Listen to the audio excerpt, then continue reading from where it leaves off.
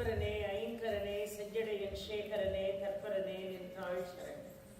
வாக்குண்டாம் நல்ல மனமுண்டாம் மாமலராள் நோக்குண்டாம் மேனி நுடங்காது பூக்கொண்டு துப்பார் திருமேனி தும்பிக்கையான் பாதம் தப்பாமல் சார்வார்தவம்.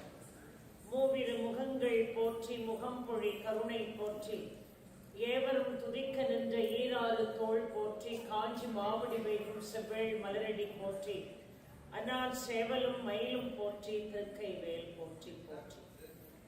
அருள்மிகு ஆதி பராசக்தி தேவஸ்தானம் ஸ்ரீ கனகதுர்கா ஆலய பிரம்மோற்சவ விழாவை 25ஆம் ஆண்டு நிறைவு விழாவை மிகுந்த பக்தி சிரத்தையோடு ஏற்பாடு செய்து நடத்தி கொண்டிருக்கக்கூடிய விழா குழுவை சார்ந்த சான்றோர் பெருமக்களே, எங்கள் அன்பிற்கும் மரியாதைக்கும் பாராட்டுதலுக்கும் வணக்கத்திற்கும் உரிய ஐயா திரு சந்திரமௌலீஸ்வரர் அவர்களே, அவர்களோடு இணைந்து ஆலய கைங்கரியங்களை செய்து கொண்டிருக்கக்கூடிய சிவாச்சாரிய பெருமக்களே, இன்றைய நிகழ்வினுடைய உபயதாரர் அவர்களே, மிக அருமையான ஒலிமொழி அமைப்பை தந்து கொண்டிருக்கக்கூடிய அன்பர்களே, படம் பிடித்துக் கொண்டிருக்கக்கூடிய அருமை அன்பர்களே, இசை கலைஞர்களே, ஆண்டோர்களே, சான்றோர்களே, பக்த கோடி பெருமக்களே, உங்கள் அத்துணை பேருக்கும் முதற்கனினுடைய பணிவான வணக்கத்தை தெரிவித்துக் கொள்கிறேன்.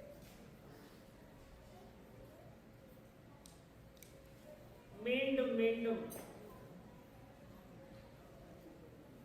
ஐயா திரு சந்திரமௌலீஸ்வரர் அவர்களுடைய அழைப்பு எனக்கு மன நிம்மதியையும் மகிழ்ச்சியும் தந்திருக்கிறது என்பதை நான் சொல்வதிலே மற்றற்ற மகிழ்ச்சி அடைகிறேன். என்ன அழகாக 16 நாட்கள் எதற்காக அழைத்தோம் என்பதற்கு ஒரு அருமையான ஒரு விளக்கத்தை கொடுத்தார்கள். உண்மையாகவே நான் மிகவும் கொடுத்து வைத்தவர்கள். கடல் கடந்து வந்து உங்களுடைய முகங்களை எல்லாம் பார்ப்பதற்குரிய ஒரு அருமையான ஒரு பாக்கியம். ரொம்ப சந்தோஷமாக இருக்கிறது. அதிலும் இன்றைக்கு வழக்கத்தை காட்டிலும் கூட்டம் கொஞ்சம் அதிகமாக இருக்கிறது. அது இன்னும் கொஞ்சம் மகிழ்ச்சியாகவும் சந்தோஷமாகவும் இருக்கிறது. மிகவும் பிரம்மாண்டமாக நடக்கக்கூடிய இந்த நிகழ்விலே எனக்கும் ஒரு வாய்ப்பு.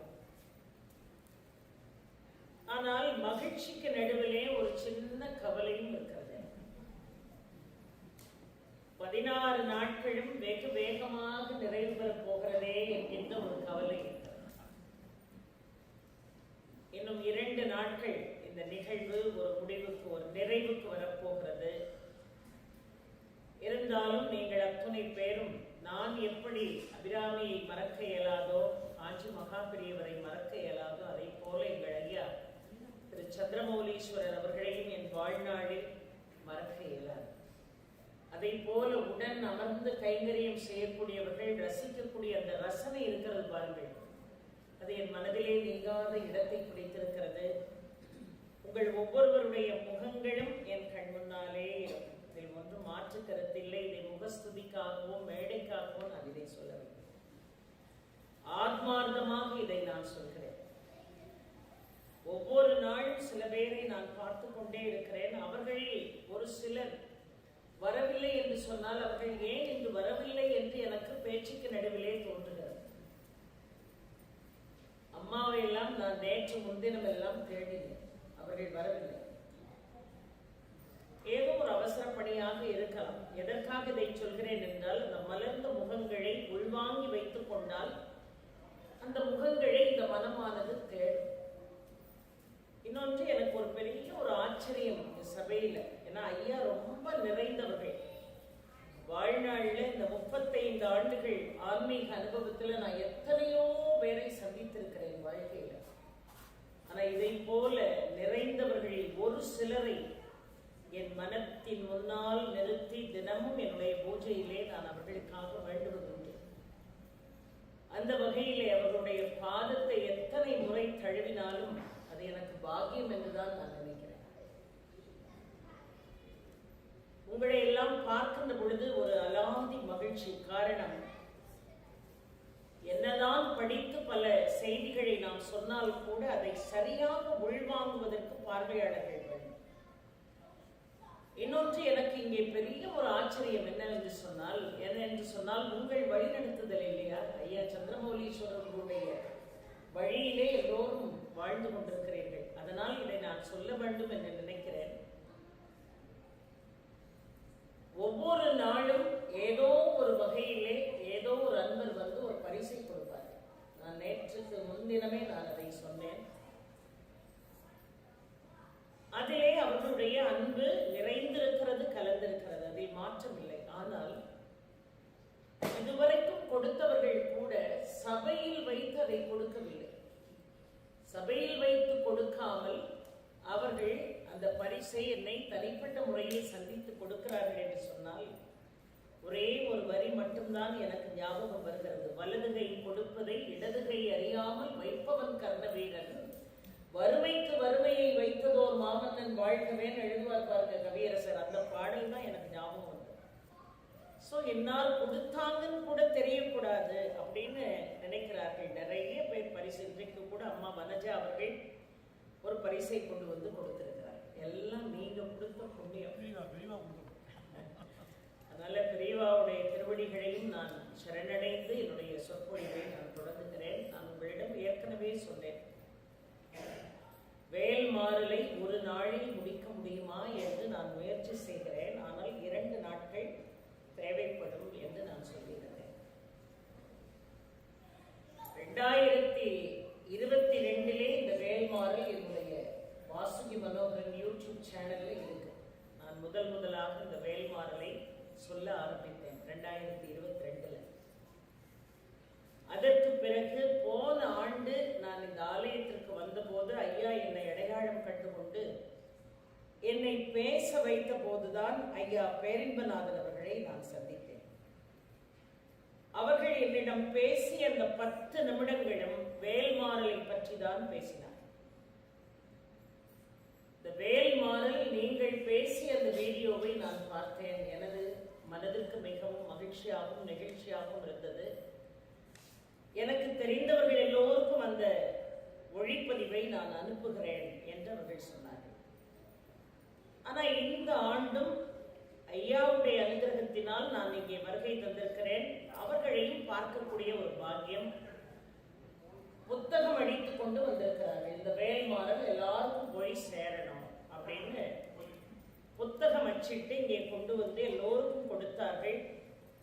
நேற்று முன்தினமும் அவசரமாக சில பிரதிகளை அடித்து உங்களுக்கு கொண்டு வந்து கொடுத்திருக்கிறார்கள். இதுவே ஒரு மிகச் சிறந்த திருப்பணி. ஒரு காரியத்தை, அதிலும் நல்ல காரியத்தை செய்ய தூண்டுவது என்பது ஒரு சாதாரணமான ஒரு காரியமே அல்ல. ஆக அவர்களுக்கும் என்னுடைய நன்றியை நான் காணிக்கையாக்க கடமைப்பட்டிருக்கிறேன். வேல்மாறல் என்பது மகா மந்திரம் என்று சொல்லப்படுகிறது. இன்றைக்கு உலகம் முழுவதும் எல்லோரும் பாராயணம் செய்யக்கூடிய ஒரு மகா மந்திரம் எது என்று கேட்டால் இந்த வேல்மாறல். ஏற்கனவே இதை பற்றி பேசினாலும் கூட மீண்டும் பேச வேண்டும் என்று நீங்கள் கேட்டுக்கொண்டதால் இதை பேசுகிறேன். முருகனை பற்றி, அதிலும் வேல்மாறலை பற்றி எத்தனை முறை வேண்டுமானாலும், உலகத்தினுடைய எந்த பாகத்தில் வேண்டுமானாலும் சென்று என்ன செய்யலாம், பேசலாம். அதிலும் எனக்கு ரொம்ப மகிழ்ச்சி. லைக் ஃபுல்லா இருக்கு கார் பார்க்கிங். ஆனா பேரின்பநாதன் ஐயாவை பாருங்க, அவங்க ரொம்ப அழகா ஒரு கார் பார்க்கிங்க ஐயாவும் அந்த தம்பியும் சேர்ந்து ஏற்பாடு செய்து கார் வந்த பிறகு அவர்கள் உள்ளே வருகிறார்கள். காரை நான் பார்க் பண்ண பிறகு உள்ள வரணும். சின்ன சின்ன நுணுக்கங்கள் கூட மனதை நெகிழச் செய்கிறது என்று நாம் பார்க்கிறோம். நீங்க எல்லாரும் இன்னைக்கு இந்த வேல்மாறலை நாம் ஆரம்பிக்க போகிறோம். புத்தகங்கள் எத்தனை பேர் கையில் வைத்திருக்கிறீர்கள்? யாரெல்லாம் புத்தகம் வச்சிருக்கீங்க? வேல்மாறல் புத்தகம். சரி, ஆனா ஒரு சின்ன குறிப்பு நான் சொல்கிறேன். என்ன குறிப்புன்னு சொன்னா, இந்த வேல்மாறலை பற்றி யூடியூப்ல எத்தனையோ வீடியோஸ் இருக்கு. நீங்க எல்லாமே கேட்கலாம், தப்பு இல்லை. ஒவ்வொருத்தருடையும் ஒவ்வொரு சிறப்பு இருக்கு. ஆனா எத்தனை முறை அதை பாராயணம் செய்ய வேண்டும் என்று வள்ளிமலை சச்சிதானந்த சுவாமி சொன்னார்களோ அந்த முறைப்படிதான் அதை நாம் பாராயணம் செய்யணும். காரணம், அருணகிரிநாத சுவாமிகள் வகுத்து கொடுத்த வேல் வகுப்பை வள்ளிமலை ஸ்ரீ சச்சிதானந்த சுவாமிகள் வேல் மாறல் என்கின்ற பெயரிலே கொடுத்திருக்கிறார்கள். ஆகவே எந்த முறைப்படி பாட வேண்டும் என்று தெரிந்து கொண்டு பாட வேண்டும். எண்ணிக்கைகள் எந்த வகையிலும் குறைந்து போகக்கூடாது. அதுதான் உங்களுடைய முழுமையான ஒரு பலனை தரும். நேற்றைய தினம் சுந்தரகாண்டம் பேசுகின்ற பொழுது நான் சொன்னேன், அத்தனை படலங்களையும் பாடிவிட்டு மறக்காமல் ராமனுடைய பட்டாபிஷேக ஸ்லோகத்தையும் சொல்லணும். அப்பதான் சுந்தரகாண்டம் சொன்னதனுடைய பலன் கிடைக்கும்னு சொன்னேன்.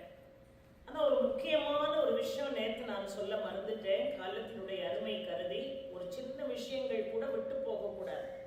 அதுக்காக இன்றைக்கு நான் மீண்டும் அதை ஒரு முறை உங்களுக்கு ஞாபகப்படுத்துகிறேன். அனுமன் வானரங்களோடு பேசிவிட்டு புறப்பட்டு ஆகாய மார்க்கமாக செல்லுகின்ற பொழுது அவர் முதலாக பாடிய அந்த ஸ்லோகத்திற்கு ஜெய பஞ்சகம் என்று பெயர்.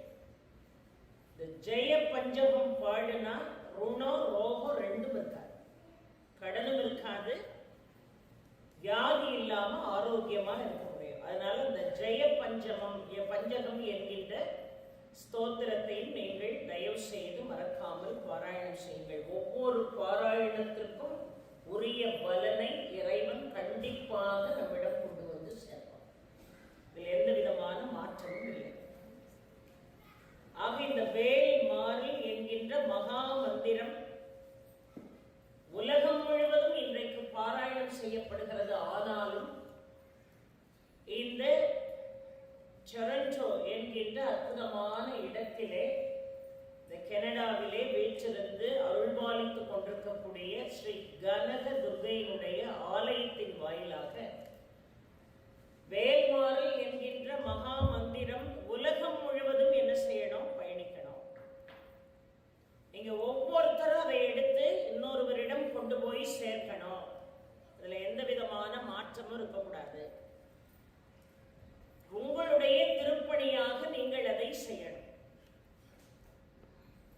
இன்றிலிருந்து, அதாவது இன்னைக்கு வேல்மாறல் கேட்க போறீங்க, இன்றிலிருந்து நீங்கள் வேல்மாறலை தொடர்ந்து பாராயணம் செய்யணும். காலை மாலை 2 முறையும் பாராயணம் செய்யலாம். இல்ல முடிந்தால் ஒரு வேளையாவது கண்டிப்பாக பாராயணம் செய்யணும். பல பேருக்கு கண் முன்னால் பலனை கொடுத்திருக்கிறார் முருகப்பெருமான்.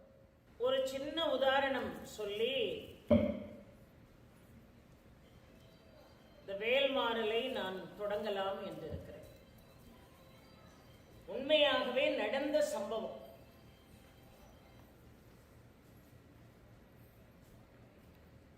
மிகுந்த கொடூரமான ஒரு நெஞ்சு வலியிலே ஒருவர் அவதிப்பட்டார். பயங்கரமான இதய நோய். நேர மருத்துவர்கிட்ட போய் எல்லா விதமான ஆலோசனைகளும் பெற்ற பிறகு மருத்துவர் சொன்னாரு, உங்களுக்கு 5 பிளாக் இருக்கு. இது உண்மையா நடந்த சம்பவம், மேடைக்காக சொல்ற விஷயம் அல்ல. 5 பிளாக் இருக்கு, அதனால நீங்க பைபாஸ் பண்ணிக்கிட்டா ரொம்ப நல்லது. உடனே பண்ணணுமான்னு கேட்டார். ஆமா, 5 பிளாக் இருக்கிறதுனால உடனே பண்ணணும். எல்லாமே 85% மேல இருக்கு பிளாக் எல்லாமே. ஆனா அந்த அளவுக்கு பெரிய பண வசதி எல்லாம் அந்த வீட்டில் இல்லை. என்ன செய்யறதுன்னு கணவனும் மனைவியும் பேசிக் கொண்டிருந்தார்கள். எல்லாம் முருகன் பார்த்துக் கொள்வார் என்று சொன்னார்கள். தீவிரமான முருக பக்தை அந்த அம்மா. முருகன் அனுகிரகம் பண்ணணும்னு நினைச்சிட்டான்னா அது எந்த சூழ்நிலையிலும் தன்னுடைய அனுகிரகத்தை அவன் ஆரம்பித்து விடுவான். அவர்கள் கண்ணிலே இந்த வேல் மாறல் புத்தகம் தென்படுகிறது. இதை பாராயணம் செய்து பயன்பெற்றவர்கள் ஏராளமானவர்கள் என்கின்ற செய்தி அவர்களுக்கு தெரிய வருது. வேல்மாறல சரியாக நீங்கள் பாராயணம் பண்ணணும்னா, அதாவது அவசரமா பாராயணம் செய்யக்கூடாது. அதை நான் முதல்ல சொல்லிட்டேன். வேலை இருக்கு, 10 நிமிஷத்துல முடிக்கணும், 15 நிமிஷத்துல முடிக்கணும்னு ஏதோ மந்திரம் வாய் வாய் சொல்லுது, மனசு சொல்லலைன்னா பயன் இல்லை. சொல்ற மெத்தடை ஃபாலோ பண்ணாம நாங்க வேல்மாறல் படிச்சோம், எங்களுக்கு ஒன்றும் நடக்கலன்னு சொல்லக்கூடாது. அது முருகனையே பழிப்பது போல. ஆக நிறுத்தி நிதானமாக பாராயணம் செய்யணும். அப்படி நிறுத்தி நிதானமாக நீங்கள் பாராயணம் செய்வீர்களே ஆனால் ஆரம்ப காலகட்டத்தில் உங்களுக்கு 40 நிமிஷம் ஆகும். 40 நிமிஷம் ஆகும். அப்புறம் படிக்க படிக்க படிக்க படிக்க பொருள் உணர்ந்து படிக்க படிக்க உங்க மனசுக்குள்ள அந்த வேல் மகா மந்திரம் வந்து உட்கார்ந்துரும். அதுக்கு பிறகு நீங்கள் சோதனை செய்து பாருங்கள், சரியாக 20 நிமிடங்கள் தான் ஆகும். எப்பொழுதுமே அருணகிரிநாத சுவாமிகள் அருளி செய்த அந்த பாக்கள் எல்லாமே சந்த நடையில இருக்கும். அது திருப்புகழாக இருந்தாலும் சரி, மேல் வகுப்பாக இருந்தாலும் சரி. அதனால நீங்க படிக்க படிக்க தான் உங்களுக்கு அந்த பயிற்சி கிடைக்கும். அப்ப அந்த அம்மாவுக்கு அந்த புத்தகத்தை பார்த்த உடனே ரொம்ப பிரமிப்பா இருந்தது. இதை எப்படி நம்மளால படிச்சு முடிக்க முடியும்? அவர்களுக்கு தெரிந்த ஒரு நண்பர் சொன்னாங்க, அம்மா நீங்க முழுதும் படிக்க முடியலன்னா 14வது பாடல், திரைக்கடலை உடைத்து நிறை புனர்கடிது குடித்துடையும் உடைப்படைய அடைத்துதிரம் நிறைத்து விளையாடும். இந்த 14வது பாடல 108 முறை சொல்லலாம். ஆனா எப்படி சொல்லணும்னா எல்லாமே சொல்லணும். நான் சொல்றது தனக்கு முடியவே இல்லை, படுத்த படுக்கையா இருக்காங்க, அவர்களால சொல்ல முடியல, ஒரே ஒரு பாடல் தான் சொல்ல முடியும் அப்படின்னா அந்த உபாயத்தை சொல்றேன். அந்த அம்மா சொன்னா இதே காரியத்தை தான். வீட்டுல அவருக்கு உடம்பு சரியில்லை, முழுமையாக பாராயணம் பண்ண முடியல, இந்த ஒரு பாடலை பாராயணம் பண்ண அவர்கள் தயாரானார்கள். ஆனா வேலும் மயிலும் சேவலும் துணை என்று 6 முறை சொல்லி வேல் மகா மந்திரத்தில் வரக்கூடிய 14வது பாடல், திரைக்கடலை உடைத்து நிறை புனர்கடிது குடித்துடையும் உடைப்படைய அடைத்துதிரம் நிறைத்து விளையாடும். இது சொல்றதுக்கு முன்னாடி என்ன சொல்லணும்னா, திருத்தணியில் உதித்தருளும் ஒருத்தன் மலை விருத்தன் எனது உழத்தில் உரை கருத்தன் மயில் நடத்துகுகன் வேறே. அது சொல்லிட்டு திரைக்கடலை உடைத்து நிறை புனர்கடிது குடித்துடையும் உடைப்படைய அடைத்துதிரம் நிறைத்து விளையாடும். அப்போ இந்த 2 பாடலையும் சேர்த்து 108 முறை பாராயணம். அப்படி பாராயணம் செய்தாள் அந்த அம்மா, நம்பிக்கையோடு பாராயணம் செய்தாள். 2 பழம் வெத்தலை பாக்கு வச்சுக்கிட்டு வேலை வச்சுக்கிட்டு பாராயணம் பண்ண. நீங்க எல்லாருமே வேல் வாங்கி வீட்டுல வச்சு தாராளமா பாராயணம் பண்ணுங்க. வாங்கி கொண்டு வந்து ஐயா சந்திரமௌலீஸ்வரர் ஐயா கையில கொடுங்க. அவங்க கையாலே ஆசீர்வாதம் வாங்கி அந்த வேலை வாங்கிட்டு போய் வீட்டுல வச்சு வழிபாடு பண்ணுங்க. இங்கே நிறைய அன்பர்கள் என்னிடம் வந்து கேட்டார்கள், அம்மா நானும் வேல் வாங்கி வச்சிருக்கேன், எப்படி வழிபாடு பண்றது? வீட்டுல வேலை வச்சு வழிபாடு பண்ணணும்னா முதல்ல நான் சொல்லிடுறேன், முகஸ்துதிக்காக எனக்கு பேச தெரியாது, நான் உங்ககிட்ட சொல்லியிருக்கேன். காரியங்கள் நிறைவேறணும்னா கடைபிடிக்க வேண்டிய அம்சங்களை கடைபிடிக்கல, அதனால நிறைவேறலைன்னா அதுக்கு நானும் பொறுப்பு இல்லை, யாரும் பொறுப்பு இல்லை. முதல்ல வேல்மாறல் படிக்கணும்னு நினைச்சீங்கன்னா 48 நாள் பாராயணம் பண்ண ஆரம்பிக்கீங்களா, அசைவ உணவுகளை தவிர்த்தே ஆகணும். எந்த மாற்று கருத்தும் இல்லை. அம்மா நான் ஏதாவது ஒண்ணு மட்டும் சாப்பிட்டுக்கிடலாமா, அதுக்கு நான் பொறுப்பு இல்லை. அசைவ உணவை முழுமையாக தவிர்த்து, என்னம்மா அது சாப்பிட்றதுனால ஏதாவது பிரச்சனையா அப்படின்னு கேட்டா அது அவரவர்களுடைய விருப்பம், அதுக்குள்ள நான் தலையிட விரும்பல. ஆனா ஒரு விஷயத்தை அடையணும்னு நினைச்சா சில விஷயங்களை நீங்க ஃபாலோ பண்ணித்தான் ஆகணும்.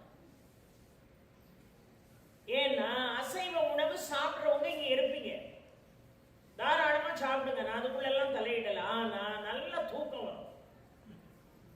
இந்த அடிக்கிற குளிருக்கும் அசைவ சாப்பாட்டுக்கும் ஐயோ படுத்து தூங்கினா எவ்வளவு ஏகாந்தமா இருக்குங்கிற எண்ணம் தான் வரும். ஒரு வைராக்கியம் வேணும் பக்தியில. இதை நான் சாதிச்சே ஆவேன், அதுக்காக ஒரு விஷயத்தை நான் சாக்ரிஃபைஸ் பண்றேன், என்ன தப்பு? சாத்வீக உணவை சாப்பிடுகின்ற பொழுது ஒருமைப்பட்ட மனநிலையை நம்மால் பெற இயலும்.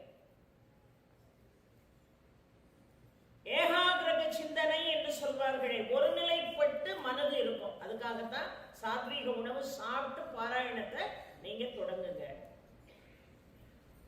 எல்லா பெரியோர்களும் எல்லா முன்னோர்களும் ஒரு குறிப்பிட்ட பாராயணம், அந்த பாராயணத்தின் வாயிலாக ஒன்றை பெற வேண்டும் என்று சொன்னால் இப்படித்தானே நம்மை வழி நடத்தி இருக்கிறார்கள். அந்த வழியில எந்த மாற்றமும் இருக்கக்கூடாது. அப்ப இந்த ஒரு பாடலை அந்த அம்மா தினமும் பாராயணம் பண்ணா 108 முறை முழு நம்பிக்கையோடு பாராயணம் செய்தாள். ஹாஸ்பிட்டலுக்கே போகல, அவருக்கு எதுவுமே பண்ணல. ஒரு 3 மாதம் கழித்து ஒரு மண்டலத்தையும் தாண்டி வேல்மாறல்ல இந்த ஒரு பாடல் ஓடிக்கொண்டே இருக்கிறது. பழையபடி டாக்டர்கிட்ட கன்சல்டேஷனுக்கு போனா அவர் பழையபடி எல்லாம் ஸ்கேன் எடுத்துட்டு வாங்க, அதை எடுங்க, இதை எடுங்க, எக்கோ எடுங்கன்ட்டு அவன் நீங்க என்ன பிரச்சனைக்காக என்ன தேடி வந்தீங்கன்னு கேட்டாங்க. என்னையா இப்படி கேட்கறீங்க? 3 மாசத்துக்கு முன்னாடி உங்ககிட்ட நாங்க வந்தோம், அந்த ரிப்போர்ட் இங்க இருக்கு. இந்த ரிப்போர்ட்டுக்கும் இப்ப வந்திருக்கிற ரிப்போர்ட்டுக்கும் சம்பந்தமே இல்லையே. இவர் ஹார்ட் பேஷண்ட் யார் சொன்னாங்க? இல்ல இந்த ஹாஸ்பிட்டல்ல தான் இன்னொரு ஒரு கார்டியாலஜி சொன்னாரு. இல்லையே. இப்ப அவர் எக்ஸாமின் பண்ணதுல இஸ் கம்ப்ளீட்லி ஆல் ரைட். அவருக்கு எந்த ப்ராப்ளமும் இல்லை. அம்மாவுக்கு எப்படி இருந்திருக்குன்னு யோசித்து பாருங்க. எப்பொழுதுமே ஒரு விஷயத்தை சொல்லும் போது உங்களுக்கு பிரமிப்பா இருக்காது, நீங்களே அதை அனுபவிக்கணும். நீங்களே அதை அனுபவிச்சாதான் அந்த பிரமிப்பு வரும். காற்றை நாம உணர்ந்தா தான் ஓஹோ காற்று இதுன்னு நம்மளால என்ன செய்ய முடியும், உணரத்தான் முடியும், சொல்ல முடியாது.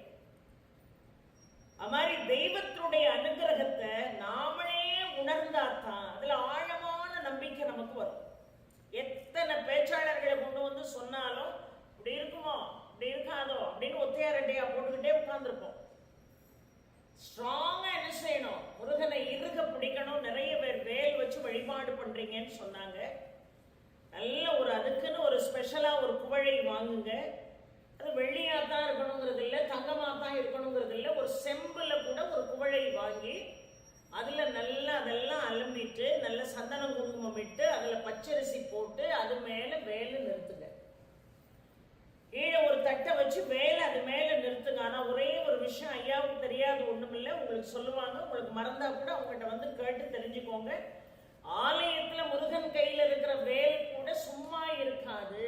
மேல ஒரு எலுமிச்சம்பழத்தை குத்தி வச்சிருப்பாங்க, இல்ல சந்தனத்தை தடவி வச்சிருப்பாங்க.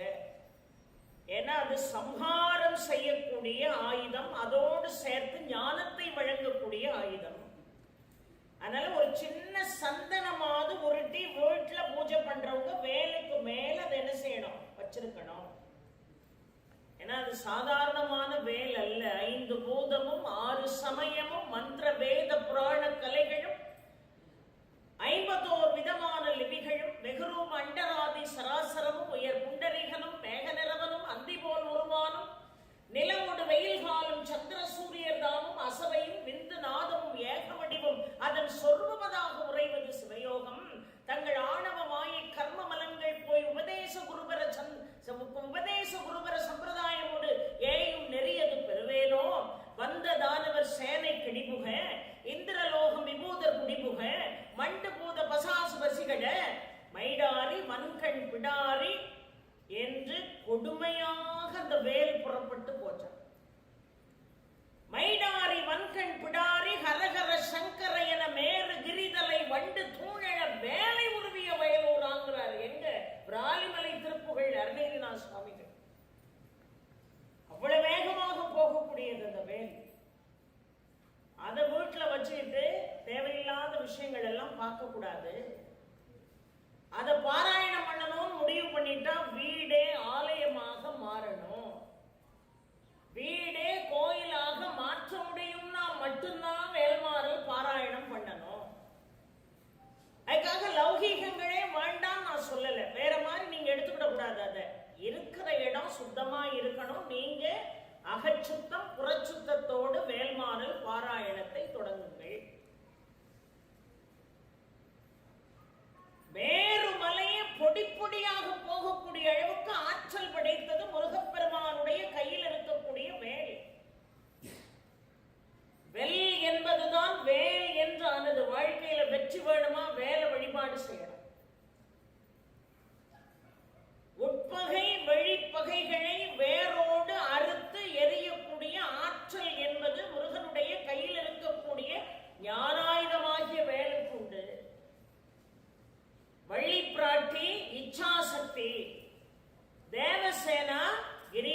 பராசக்தி.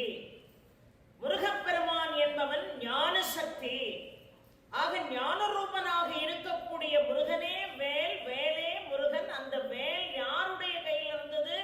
ஆதிபராசக்தியினுடைய கையில் இருந்தது. அவ என்ன செஞ்சா? முருகனுக்கு கொடுத்தா. அம்பாளுடைய சக்தி வாய்ந்த வேலாயுதத்தை முருகப்பெருமானுக்கு கொடுத்தாள். முருகன் சூரனை வதம் செய்தான் என்று பார்க்கிறோம். ஆக தவறானவர்களுக்கு அந்த வேலே எதிரியாக மாறிவிடும், நல்லவர்களுக்கு அந்த வேலை பாதுகாப்பாக மாறிவிடும். அதான் பாதுகாப்பா நீங்க இருக்கணுமா இல்ல முருகன் உங்களை எதிரியா நினைக்கணுமாங்கிறது உங்க நடவடிக்கையில தான் இருக்கு, நம்முடைய நடவடிக்கையில தான் அது இருக்கு. அப்போ போய் மருத்துவ சோதனை செய்தால் இப்படி ஒரு அடைப்பு இருந்ததாக ஒரு சின்ன சுவடு கூட இல்லை. அப்ப அது எவ்வளவு சக்தி வாய்ந்தது. ஏன் இதை சொல்கிறேன் என்று சொன்னால், அருணகிரிநாத சுவாமிகள் அருளி செய்ததுதான் சீர்பாத வகுப்பு. அருணகிரிநாத சுவாமிகள் அருளி செய்ததுதான் தேவேந்திர சங்க வகுப்பு. அருணகிரிநாத சுவாமிகள் அருளி செய்ததுதான் வேல் வகுப்பு. இந்த மூணு இருக்கு. ஒண்ணு சீர்பாத வகுப்பு, தேவேந்திர சங்க வகுப்பு, வேல் வகுப்பு. இந்த மூணு யார் அருளி செய்தது? அருணகிரிநாத சுவாமிகள் அருளி செய்தது. ஒரு மனிதனுடைய சரீரத்திற்கு ரட்சையாக மூன்று விஷயங்கள் சொல்லப்படுது. ரட்சன்னா என்னது? அதுதான் காப்புன்னு சொல்றோம், அதுதான் கவசம்னு சொல்றோம், அதுதான் பாதுகாப்புன்னு சொல்றோம். கோயில்ல கொடியேற்றதுக்கு முன்னாடி அழகா காப்பு கட்டுறோம், ரட்சை. சுவாமி காரியங்கள் செய்யும் போது பல தடைகள் வரும், அந்த தடை இல்லாம இருக்கணும் காப்பு கட்டுறோம். இந்த மனித சரீரத்துக்கு இப்படி மூணு ரட்சைகள் இருக்கு. அந்த மூணு ரட்சை என்னது? மூணு கவசம் என்னது? மூணு பாதுகாப்பு என்னது? மணி, மந்திரம், ஔஷதம் என்று சொன்னார். மணி, மந்திரம், ஔஷதம், இந்த மூணு தான் நம்முடைய சரீரத்துக்கு பாதுகாப்பு. மணி என்றால் நவரத்தினங்கள். எல்லாரும் நவரத்தினத்தை கையில மோதிரமா போட்டிருப்போம், எல்லாரும் நவரத்தின கற்களை மாலையாக்கி போட்டிருப்போம். இந்த கற்களை எதுக்காக போடணும் அப்படின்னா, ஒரு மனிதனுடைய சரீரம் பாதுகாக்கப்படணும்னா அவன் நோய் இல்லாம இருக்கணும். நோய் இல்லாம இருந்தா தானே நம்மளால தெம்பா என்ன செய்ய முடியும், செயல்பட முடியும். ஆனா நோய் எதை வைத்து வருகிறது? நம்முடைய பூர்வ ஜென்ம கர்மா தான் நம்முடைய நோயை சுமந்து கொண்டு வருகிறது. அவன் செஞ்ச பாவத்துக்கு ஏற்றார் போல படைக்கும் போதே பிரம்மா மண்ணோடு மண்ணாக நோயையும் பிசைந்து எழுதி அனுப்புறோம். உனக்கு இதுதான் வியாதி, இதை வச்சுதான் உனக்கு மரணம். அப்போ நோயோடு வருகிறோம். பூர்வ ஜென்ம கர்மாவின் படிதான் ஒரு நோய் நமக்கு ஏற்படுகிறது. சில பேர் நோயே இல்லாம வயதினுடைய முதிர்ச்சி இந்த உலகத்தை விட்டு போறவங்களும் இருக்காங்க. நோய்வாய்ப்பட்டு படுத்த படுக்கையா இருந்து படாத பாடுபட்டு போறவங்களும் இருக்காங்க. இந்த நோய்க்கு மட்டும் காரணம் என்ன? அவர்களுடைய பூர்வ ஜென்ம கர்மா. அது ஒழுங்கா அனுபவிக்கானா இந்த நோயன் பார்க்கிற வேலை யாருக்கு? நவகிரகங்களுக்கு.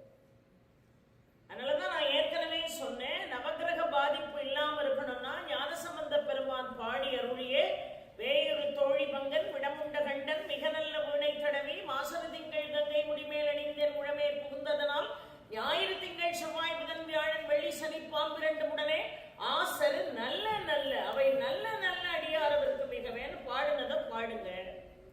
மூச்சூட மறந்தாலும் மறக்கலாம், கோழபதிகள் சொல்ல மறந்துடக்கூடாது. உங்களுக்கு எப்ப நேரம் கிடைக்கும் அப்ப சொல்லுங்களேன். அப்போ நோய் நம்முடைய கர்மாவால் நமக்கு வரக்கூடியது. அப்போ கிரகங்கள் தான் அந்த வேலையை செய்து. அப்போ கிரகங்களை சாந்தப்படுத்துறதுக்கு நவ மணிகளை இந்த உடம்புல போடுறோம். நான் ஒன்னொன்னுக்கும் ஒவ்வொரு கிரகத்துக்கும் ஒவ்வொரு கற்கள் இருக்கிறது, நவரத்தின கற்கள் இருக்கிறது. அந்த கற்களை கையில போட்டுக்கிட்டோம்னா, கழுத்துல போட்டுக்கிட்டோம்னா அந்த பாதிப்புல ஒரு 50% குறைஞ்சு போயிடும் நம்ம நம்புறோம். நம்ம நம்பல, சுவாமிய கண்முன்னால பார்த்து அருணகிரிநாத சுவாமிகள் நம்பினார். அதுக்கு அவ்வளவு பெரிய சக்தி இருக்கு. சரி, கழுத்துல போடல, கையில போடல. சில பேர் என்ன செய்வாங்கன்னா, அந்த வலிமை மிகுந்த நவரத்ன மணிகளால விக்கிரகங்கள் செஞ்சு அந்த விக்கிரகங்களுக்கு அபிஷேகம் பண்ணி, அந்த அபிஷேகம் பண்ண தண்ணியை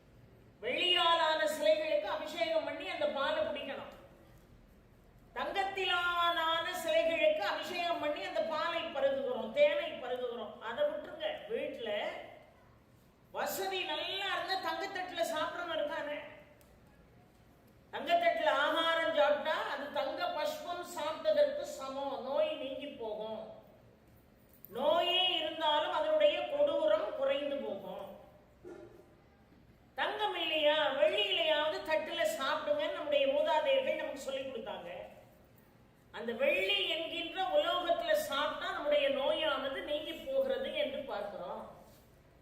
தாமிர பானையில தண்ணி வச்சு குடிச்சா உடம்புக்கு அவ்வளவு ஆரோக்கியம். ஆனா தாமிர பானையே 2 நாள் கூட தொலைக்காம இருக்கக்கூடாது. அது அப்படியே அந்த தண்ணி விஷமா மாறிடும். இன்னைக்கு தாமிர பானையில தண்ணி ஊத்தி வச்சு குடிச்சு தண்ணியே மிச்சம் இருந்ததுன்னா செடிக்கு ஊத்திட்டு பழையபடி பானையை நல்லா தொலைக்கு தண்ணி ஊத்தி வச்சு பயன்படுத்தணும்.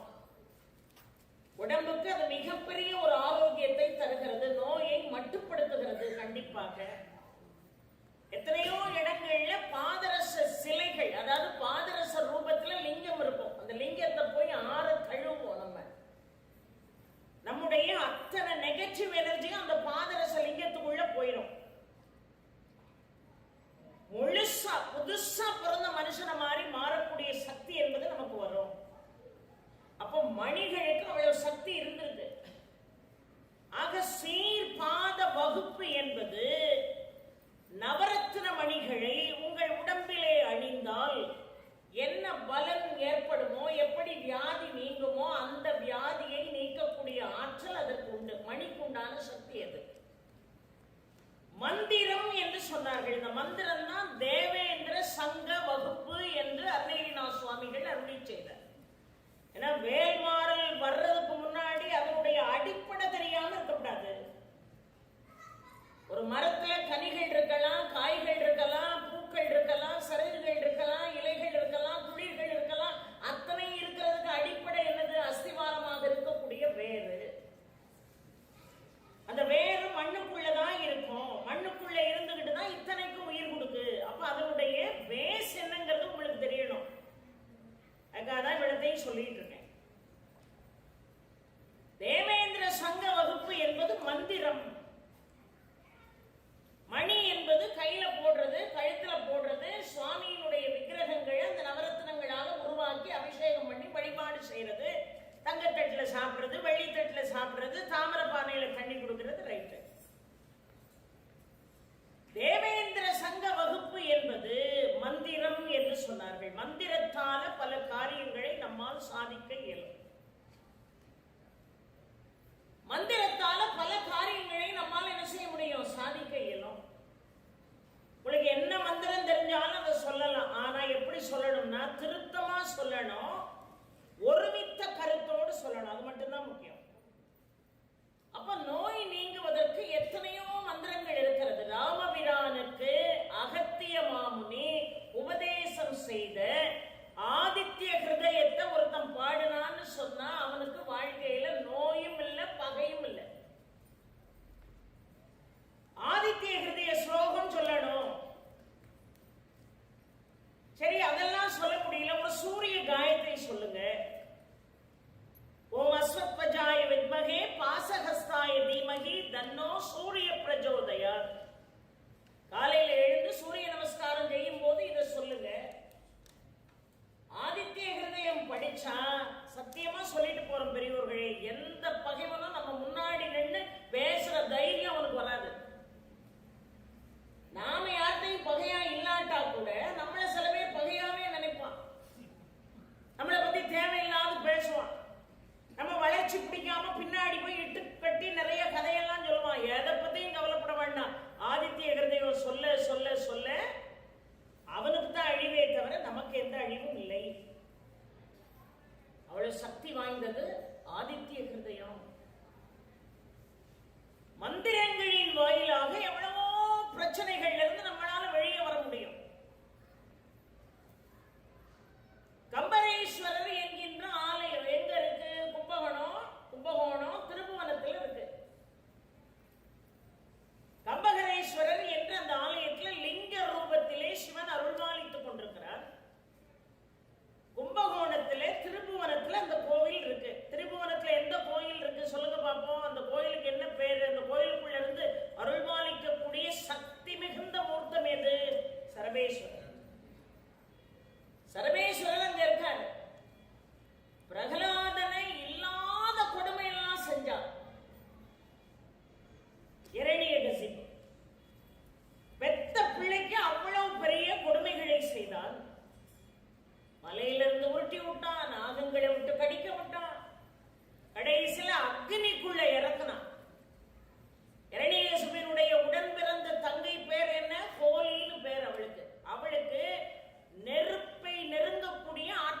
நெருப்பு அவளை ஒண்ணுமே செய்யாது. அதனால அவளை நெருப்புக்குள்ள இறக்கும் போது பிரகலாதனை தூக்கி மடியில வச்சுக்கிட்டு இறக்கணும்.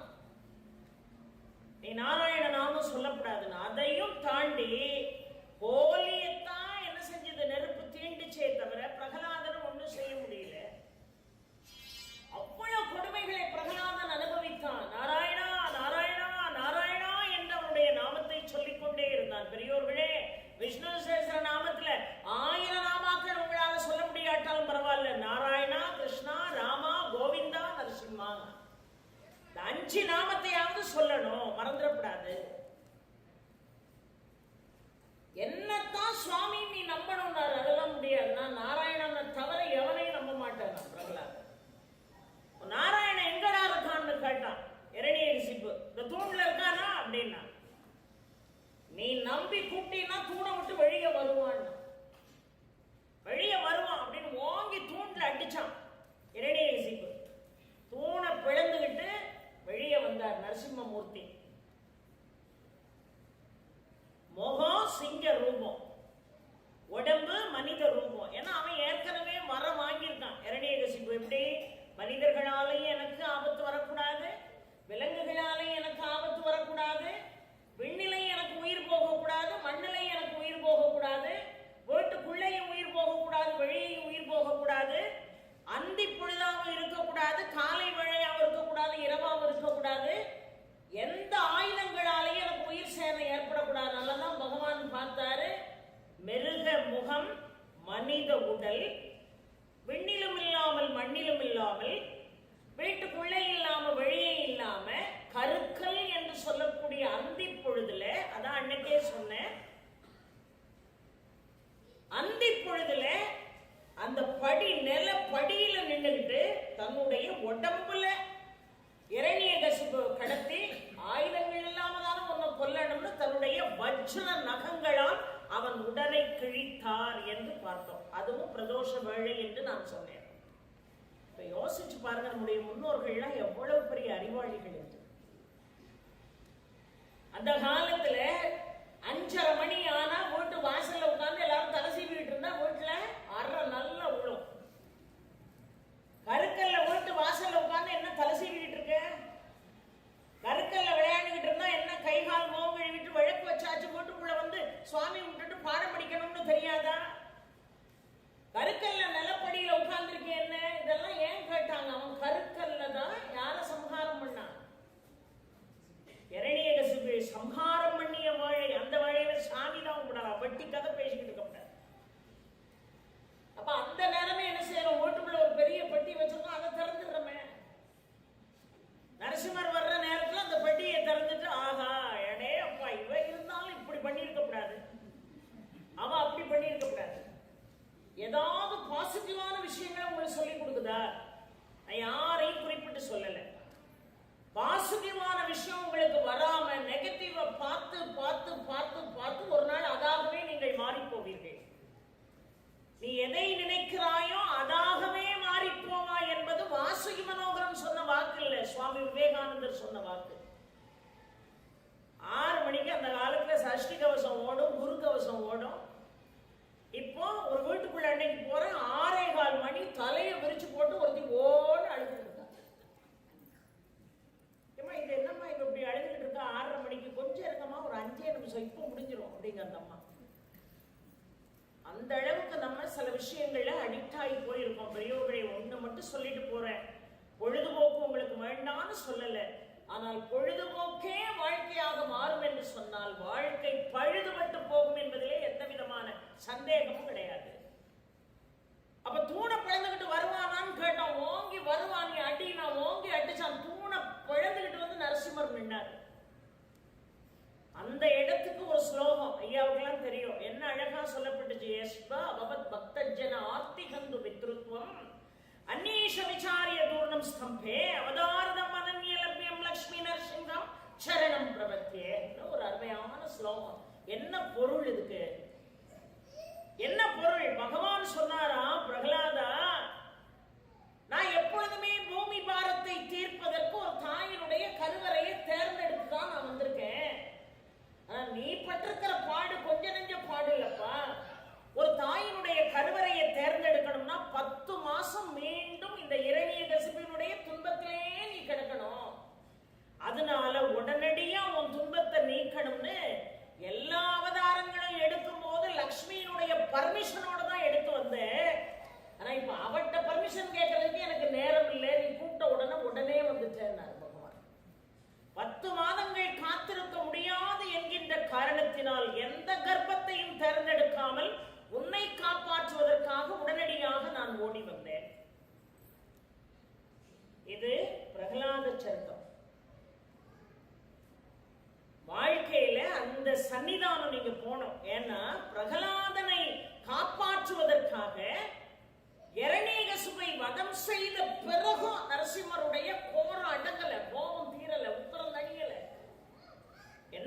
செய்து பார்த்தார்கள். உடனேதான் சிவபெருமான் என்ன செய்தாரு? சிங்க ரூபத்தோடும் கழுகு ரூபத்தோடும் மனித ரூபத்தோடும் கலந்த கலவையாக சர்வேஸ்வரராக மாறி நரசிம்மருடைய உக்கிரத்தை தணிக்கலாமான்னு பார்த்தார்.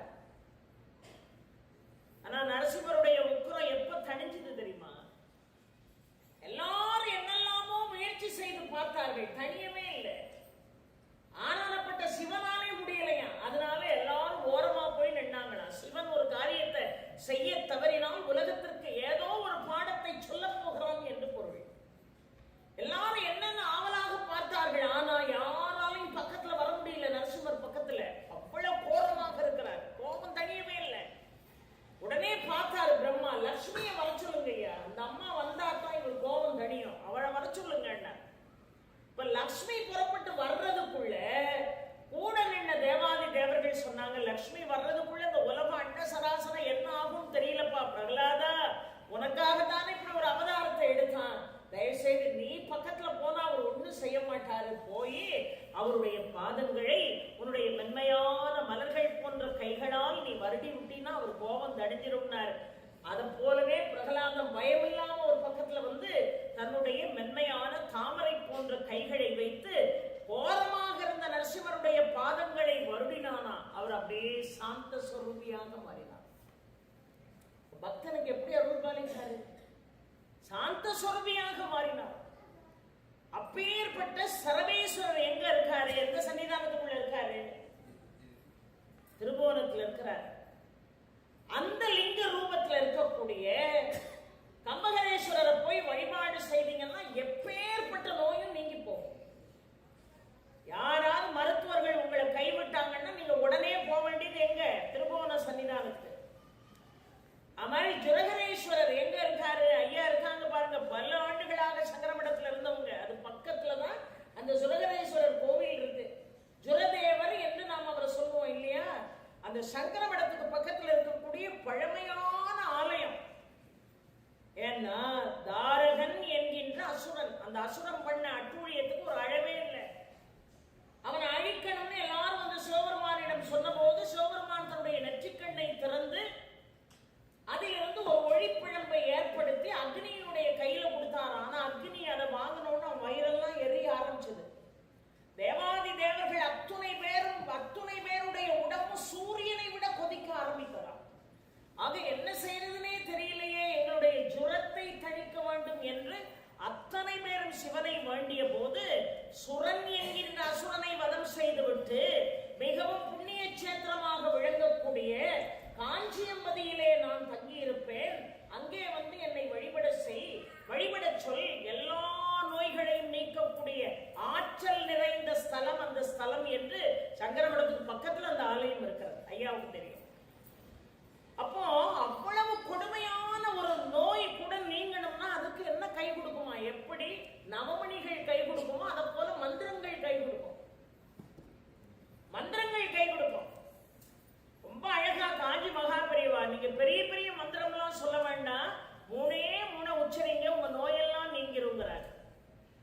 அச்சுத அனந்த கோவிந்தா என்கின்ற அந்த மந்திரத்தை சொல்லுங்க, உங்களுடைய நோயெல்லாம் நீங்கி போகும்.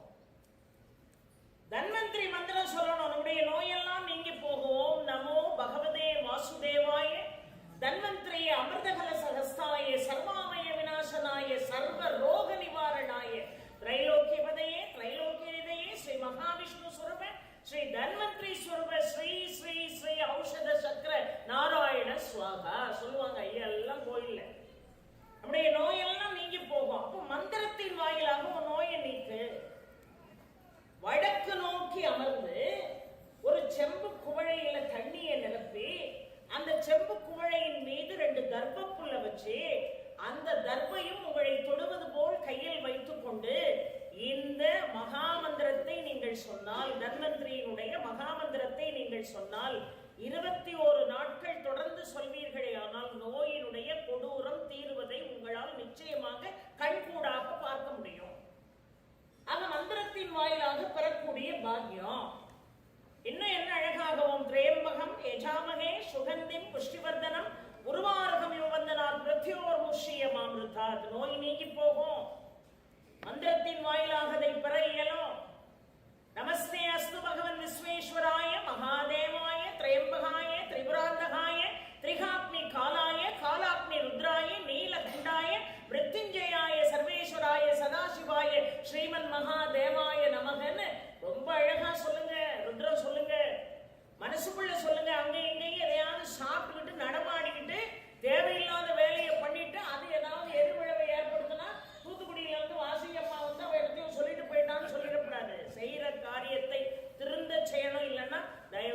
செய்யாதீங்க. எவ்வளவு பெரிய சக்தி இருக்கிறது அந்த மந்திரத்துக்கு. ஒண்ணும் இல்லைங்க, அம்பாள் என்ன அழகா இங்க அலங்காரம் பண்ணி வச்சிருக்காங்க பாருங்க. அந்த அம்பாளுடைய அவயவங்களிலிருந்து ஊறக்கூடிய அமுத சுரபி, அமுத நீரானது என்ன ஆகுமா கேட்டீங்கன்னா, அந்த அமுத நீர் இந்த உலகம் முழுதும் பிரவாகம் எடுத்து ஓடுமா. எப்போ ஒரு நல்ல ஒரு பக்தன் அம்பாளுடைய சந்திரகாந்த ரூப வர்ணத்தை தியானம் செய்தால் அவனால சாதிக்க முடியாத உலகத்துல எதுவுமே இல்லை. அம்பாளுடைய சந்திரகாந்த ரூப வர்ணம் அதை நீங்க வழிபாடு செய்யணும். அந்த சிலா ரூபத்தை நீங்க வழிபாடு செய்து தியானம் செய்தால் அவனுக்கு என்ன பலன் கிடைக்கும் தெரியுமா? 100 கோடி ரூபாய் கிடைக்குமா? அவனுக்கு என்ன பலன் கிடைக்கும்? ஒரு பெரிய 4 பங்களா கிடைக்குமா? இல்ல. அம்பாளுடைய சந்திரகாந்த சிலாரூப வர்ணத்தை, சிலாரூப மூர்த்தத்தை தரிசனம் செய்தால் எவன் ஒருத்தன் அதை சரியாக தியானம் செய்கிறானோ அவனுக்கு அமிர்த நாடி ஓட ஆரம்பிக்கும். ஏன் எல்லார் கண்ணுக்கும் பேய் தெரியல? சில பேர் கண்ணுக்கு மட்டும் ஏன் பேய் தெரியுது? பேயெல்லாம் இருக்காமா? அதெல்லாம் சும்மா கட்டுக்கதமா. கந்த சஷ்டி கவசத்தை நம்புறதா இருந்தா பேய நம்பித்தான். காக்க காக்க கனகவேல் காக்க, நோக்க நோக்க நொடியில் நோக்க, தாக்க தாக்க தடையற தாக்க, பார்க்க பார்க்க பாவம் பொடிபட, பில்லி சூனியம் பெரும்பகை அகல, வல்லப்பூதமலாசிய பேய்கள் அல்லல் படுத்தும் அடங்காமுனையும், பிள்ளைகள் தின்னும் புழக்கடை முனையும், கொள்ளிவாய் பேய்களும் குரழி பேய்களும், பெண்களை தொடரும் பிரம்மராட்சதரும். பாடுறாரா இல்லையா தேவராயன் சுவாமிகள்? அப்ப பேயின் ஒண்ணு இருக்கத்தானே செய்து. என்ன இப்ப உள்ள காலகட்டத்தில் வீட்டுக்குள்ளே இருக்கு, வழியே இருக்கு. அது ஒண்ணுதான் அங்க இருக்கக்கூடிய சிக்கல். ஆக என்ன அழகா நோய்களை நீக்குவதற்கு இந்த பில்லி சூனிய ஏவல் கட்டுகள் நுழைகிறதுக்கு இடம் கொடுக்காம நம்ம பார்த்துக்கிடலாம். அப்போ இத மாதிரி மந்திரங்களை உச்சாடனம் செய்யணும். அப்ப அம்பாளுடைய சந்திரகாந்த ரூப லாவண்யத்தை தரிசனம் செய்தால், ஒரு மனிதன் முறைப்படி தரிசனம் செய்திருந்தால் அவனுக்கு அமிர்த நாடி ஓடுமா. அப்படி அமிர்த நாடி ஓடுறவன் என்ன சாதிப்பான் தெரியுமா? பூத நாடி ஓடுனா பேய் தெரியும். அமிர்த நாடி ஓடுனா எப்பேற்பட்ட விஷத்தையும் இறக்குற ஆற்றல் அவனுக்கு வந்துடும். இவனுக்கு யாரை பார்த்தா பயம்? ஓம் ஸ்ரீ காருண்யாய கருடாய வேதரூபாய வினதாபுத்ராய விஷ்ணு பக்தி பிரியாய அமிர்தகல சகஸ்தாய பகுப்பராக்கிரமாய பக்ஷிராஜாய என்று அழகாக சொல்கிறார்கள் கருடனை. ஒரு மந்திரம் சொன்னாலே போதும், எந்த இருட்டுக்குள்ளையும் அவன் கிடப்பாங்கிற பயமே உங்களுக்கு வேண்டாம். ஓம் ஸ்ரீ காருண்யாய கருடாய வேதரூபாய வினதாபுத்ராய விஷ்ணு பக்தி பிரியாய அமிர்தகல சகஸ்தாய பகுப்பராக்கிரமாய பக்ஷிராஜாய சர்வ வக்ரநாசனாய சர்வதோஷ நிவாரணாயன்னு சொல்லி வழிபாடு செஞ்சுட்டு இருட்டுக்குள்ள நடந்து போங்க. அவன் கிடந்தாலும் அவன் பாட்டு கிடப்பான். அப்போ பாம்பினுடைய நாகத்தினுடைய விஷத்தை அழிக்கக்கூடிய ஆற்றல் எப்படி கருடனுக்கு இருக்கிறதோ அதை போல யார் உடம்புலையாவது இதன் காரணமாக, நாகத்தின் காரணமாக விஷம் ஏறிட்டுனா சித்த மருத்துவர்கள் கொடுக்கக்கூடிய அந்த மருந்துக்கு செந்தூரம் என்று பெயர். சித்த மருத்துவத்துல அந்த செந்தூரம் கொடுக்காமலே இவனுடைய அமிர்த நாடி எவன் ஒருவனுக்கு ஓடுகிறதோ அவனுடைய பார்வை எவன் பாதிக்கப்பட்டானோ அவன் மீது விழுகின்ற பொழுது அவன் உடம்புல உள்ள விஷம் இறங்கிடுது. அந்த காலத்துல பாருங்க, ஏதாவது விஷக்கடின்னு யாரையாவது போய் பார்த்தோம்னா கையில ஒரு வேப்பிலையை வச்சுக்கிட்டு மந்திரத்தை வழியே சொல்ல மாட்டாங்க. அப்படியே சூங்கிற சத்தம் மட்டும்தான் நமக்கு கேட்கும். ஆனா பார்வை பார்த்துட்டு வந்த உடனே எப்பேற்பட்ட பிரச்சனையும் விஷக்கடியும் நீங்கி போகும். காரணம் அமிர்த நாடி ஓடுகிறது என்று சொன்னால் அம்பாளுடைய அந்த சந்திரகாந்த சிலாவர்ண ரூபத்தை தரிசனம் செய்தவனாக அவன் இருக்கணும். அம்பாளை வழிபாடு செய்ய. அபிராமி அந்தாதியில எத்தனை பாட்டு இருக்கு? மணியே மணியின் ஒளியே ஒளிரும் மணி புனைந்த அணியே அணியும் மணிக்கழகே அழுகாதவர்க்கு பிணியே பிணிக்கு மருந்தே அமரர் பெரும் விருந்தே படியே ஒருவரை நின் பத்மபாதம் பணிந்த பின்னேன்னு சொல்லுங்க. அவ்வளவு சக்தி வாய்ந்தது. இந்த மாதிரி எத்தனை சக்தி வாய்ந்த மந்திரங்கள் இருக்கிறது. கந்த குரு கவசம் பெரியோர்களே, சதானந்த சுவாமிகள் பாடிய கந்த குரு கவசம் ஒருத்த படுத்த படுக்கையா இருக்கானா? அவன் தலக்கு மாட்டில் உட்கார்ந்து காலையில ஒரு தடவை சாயங்காலம் ஒரு தடவை பாராயணம் பண்ணுங்க. அவன்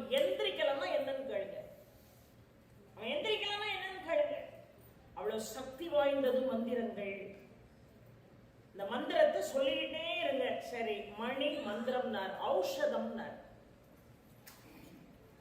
ஔஷதம்னா அந்த காலத்துல மூலிகைகளை மையமாக வைத்து ஆயுர்வேதம், அதுக்கு முன்னாடியே சித்த வேதம், சித்த மருத்துவம் வந்துட்டு. ஆனா ரெண்டு பேரும் எப்படி மருத்துவத்தை மக்களுக்கு செஞ்சாங்க யோசித்து பாருங்கள். ஒரு காலத்துல நம்ம எப்போ வேறு மருத்துவம் வந்துச்சோ அப்போ பழசெல்லாம் நம்ம என்ன செஞ்சுட்டோம், விட்டுட்டோம். அந்த காலத்துல அகத்தியர், தேரையர் எல்லாம் சாதாரணமானவர்கள் அல்ல. சித்த மருத்துவம் ஒரு கைவந்த ஒரு கலை, அது ஒரு மிகச்சிறந்த ஒரு மருத்துவம். ஆனா அதை பாடம் பண்ணி கொடுக்க வேண்டிய முறைப்படி கொடுத்தா தான் ஆள் குழைப்பான், இல்லைன்னா கஷ்டம். அதனால ரொம்ப அழகா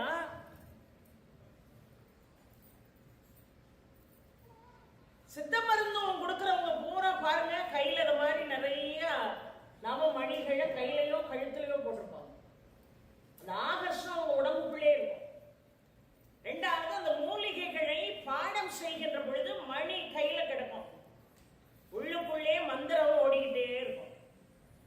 அது எதுவா வேணாலும் இருக்கலாம், தன்வந்திரி மந்திரமா இருக்கலாம், இல்ல பிணிகளை நீக்கக்கூடிய ஆற்றல் படைத்த கந்த குரு கவசமா இருக்கலாம், இல்லையா கந்தர் அனுபூதி. அனுபூதி பாடுனா நோய் நீங்கி போகும். பெம்மான் மகளை திருடும் திருடன், செம்மான் மகளை திருடும் திருடன், பெம்மான் முருகன் பிறவான் இரவான், சும்மா இரு சொல்லற என்றலுமே அம்மா பொருளுந்து மறைந்திலேன்னு பாடினார் அனுபூதியில. அதை பாடுங்க. அதை பாடுனீங்கன்னா நிச்சயமாக உங்களுடைய நோயானது நீங்கி போகும். இப்படி எத்தனையோ விஷயங்கள் இருக்கு. பயம் நீங்கி போகும். ஏனென்று சொன்னால் பிணி என்பது 3 வகை பெரியோர்களே. ஒன்று உடல் பிணி, இன்னொன்று மனப்பிணி, இன்னொன்று உயிர் பிணி. உடல் பிணி, மனப்பிணி, உயிர் பிணி. அம்மா உடல் பிணி தெரியும், உடம்புக்கு வரக்கூடிய நோய்கள் நமக்கு கண்ணு முன்னாடி தெரியுது. மனநோய் நமக்கு நல்லா தெரியாது. மனநோய் தீர்றதுக்கு நேர திருத்தணிக்கு கூட்டிட்டு போங்கன்னாங்க. அன்னைக்கே நான் சொன்னேன், மனநோய் நீங்குவதற்கு வருஷத்துல ஒரு தடவையாவது திருத்தணி முருகன் உங்களை பார்க்கணும். இருமலும் ரோகம் முயலகன் வாதம் எரிகுண நாசி விடமே, நீரிழிவு விடாத தலைவலி சோகை எழுகழ மாலை இவையோடே, பெருவயிறு ஈழை எரிகுலை சூளை பெருவலி வேறுள்ள நோய்கள் பிறவிகள் தோறும் என நலியாதபடி உணத்தாள்கள் அருள்வாயே. வரும்பொரு கோடி அசுரற்பதாதி மடிய அநேக இசைபாடி, வரும்பொரு கால வைரவராட வடிசுடர் வேலை விடுவோனே, தருநிழல் மீதில் உறைமுகில் மூர்த்தி தரும் திருமாதின் மணவாழா, சலமிடை பூவின் அடிவினில் வேறு தனிமலை மேவு பெருமாளே. பாடுங்க, நோயெல்லாம் நீங்கி போகும். அப்ப அவர்கள் கையில நவமணிகள், இல்ல கழுத்துல நவமணிகள், இல்ல அவங்க வீட்டுல விக்கிரகங்கள் நவமணிகள் அபிஷேகம் பண்ணி அந்த மருந்த கை வைத்து பிசைகின்ற பொழுது மணியும் கையில கிடக்கும், மந்திரமும் ஓடும். அதை பாடம் பண்ணி உங்களுக்கு கொடுத்தா சோகமாயிடும். ஒண்ணும் இல்லைங்க.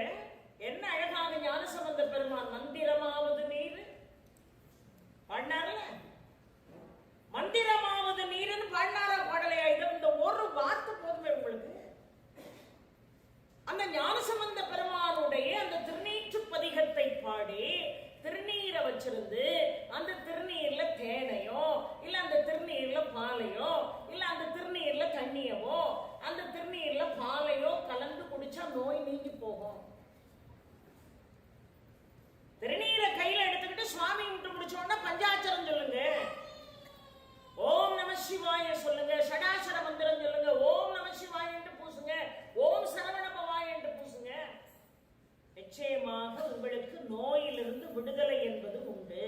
ஏன்னா இன்னைக்கு இருக்கக்கூடிய மிகப்பெரிய பிரச்சனை என்ன பொறுத்த வரைக்கும் நோய் தான். இடுப்பு வலிக்குதுமா, கழுத்து வலிக்குதுமா, முதுகு வலிக்குதுமா, என்னன்னு தெரியல, இருமல் நிக்கவே இல்லைம்மா. எவ்வளவு வேலை நம்ம இந்த நோயால படாத பாடுபடுறோம். யோசித்து பாருங்கள். நோய் இல்லாம வாழணும்னு போய் நினைங்க. எப்படி வேண்டணும்? சுவாமி கிட்ட போய், முருகன் போய் நான் நோய் இல்லாம வாழணும்.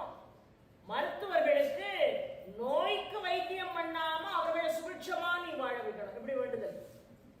ஏன்னா மருத்துவர்கள் காலையில் எந்திரிச்ச உடனே முருகன் என்ன வேண்டுவாங்க? இன்னைக்கு என் ஹாஸ்பிட்டலுக்கு ஒரு 500 பேஷண்டாவது வரணும், ஒரு குறைந்தபட்சம் ஒரு 300 டோக்கன் உள்ள தானே அவங்க வேண்டுவாங்க.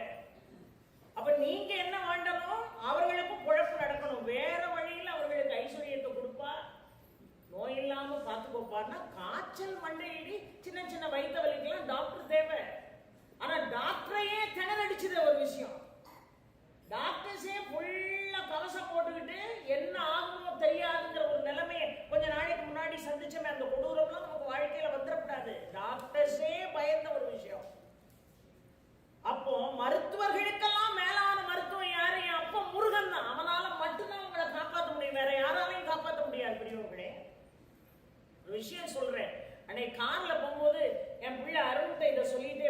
இப்படியெல்லாம் செய்திகள் இருக்கா, இதெல்லாம் கூட நீங்க ஒரு வீடியோவா போடுங்கன்னாப்ல. ஒண்ணும் இல்லைங்க.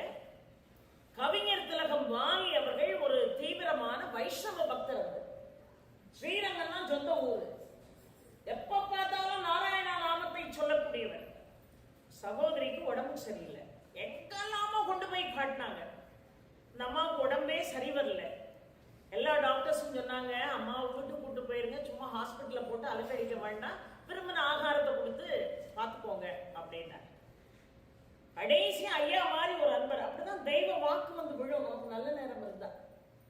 ஐயா மாதிரி ஒரு அன்பர் சொன்னாரு, முயற்சியா இருக்கட்டுமே, இந்த திருச்சி மேம்பாலத்துக்கு கீழே சரவணன் ஒரு டாக்டர் இருக்காரு, அவர்கிட்ட போய் காட்டிட்டு வந்துருங்களேன் அப்படின்ன உடனே சரி போயிடலாமே, அங்க மட்டும் போகாம இருந்துடக்கூடாதுன்னு நேரம் சரவணன் கூப்பிட்டு வந்து காட்டின உடனே யாரெல்லாம் மிக மோசமாக பயம் காட்டினாங்களோ அந்த பயத்தெல்லாம் அவர் காட்டல. அவர் சொன்னாரு, இந்த மாத்திரைகளை கொடுங்க, என்னென்ன ஆகாரங்களை தவிர்க்கணும், என்னென்ன ஆகாரம் கொடுக்கணும், போயிட்டு வாங்க, சந்தோஷமா போயிட்டு வாங்கன்னு அனுப்பி வச்சாரு. ஏங்க கொஞ்சம் கொஞ்சமா அந்த அம்மா ரெக்டிஃபை ஆகி வாலி தன்னுடைய வாழ்நாளில் ஒரு பேட்டி கொடுக்காரு. அந்த பேட்டியில சொல்றாரு, நான் மிகப்பெரிய ஒரு கவிஞனான நான் கூட உலக நாடுகள் இப்படி சுத்தினதில்லை, எங்க அக்கா அதுக்கப்புறம் குறைந்தபட்சம் ஒரு 60-70 நாடுகள் போயிருக்காங்கிறாரு. எப்படின்னு எனக்கு தெரியவே இல்லை.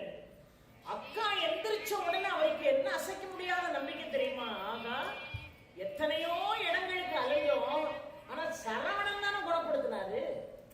ஒரு தீவிர வைஷ்ணவைட்ஸ், அதாவது அதான் சொன்னாங்க, அரிய சிவன் ஒண்ணு, அறியாத வாயில மண்ணுன்னாங்க. என்ன அழகா அவர் நினைக்கிறாரு, ஆகா முருகன் எப்படி வந்து சரவண ரூபத்துல குணப்படுத்திட்டாருன்னு. அப்பெல்லாம் போஸ்ட் கார்டு தானே, போஸ்ட் கார்டுல ஒரு பாட்டு எழுதி டிஎம்எஸ் அனுப்புனாரு.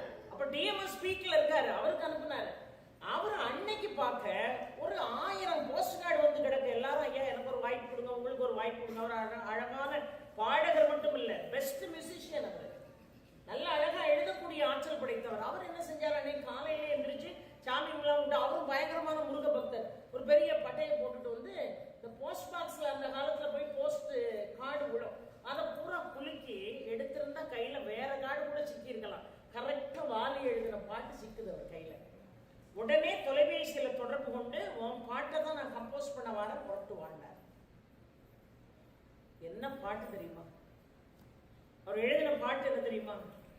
கற்பனை என்றாலும் கற்சிலை என்றாலும், கற்பனை என்றாலும் கற்சிலை என்றாலும், கந்தனே உன்னை வரவே நீ. கற்பனை என்றாலும் கற்சிலை என்றாலும், கந்தனே உன்னை வரவே.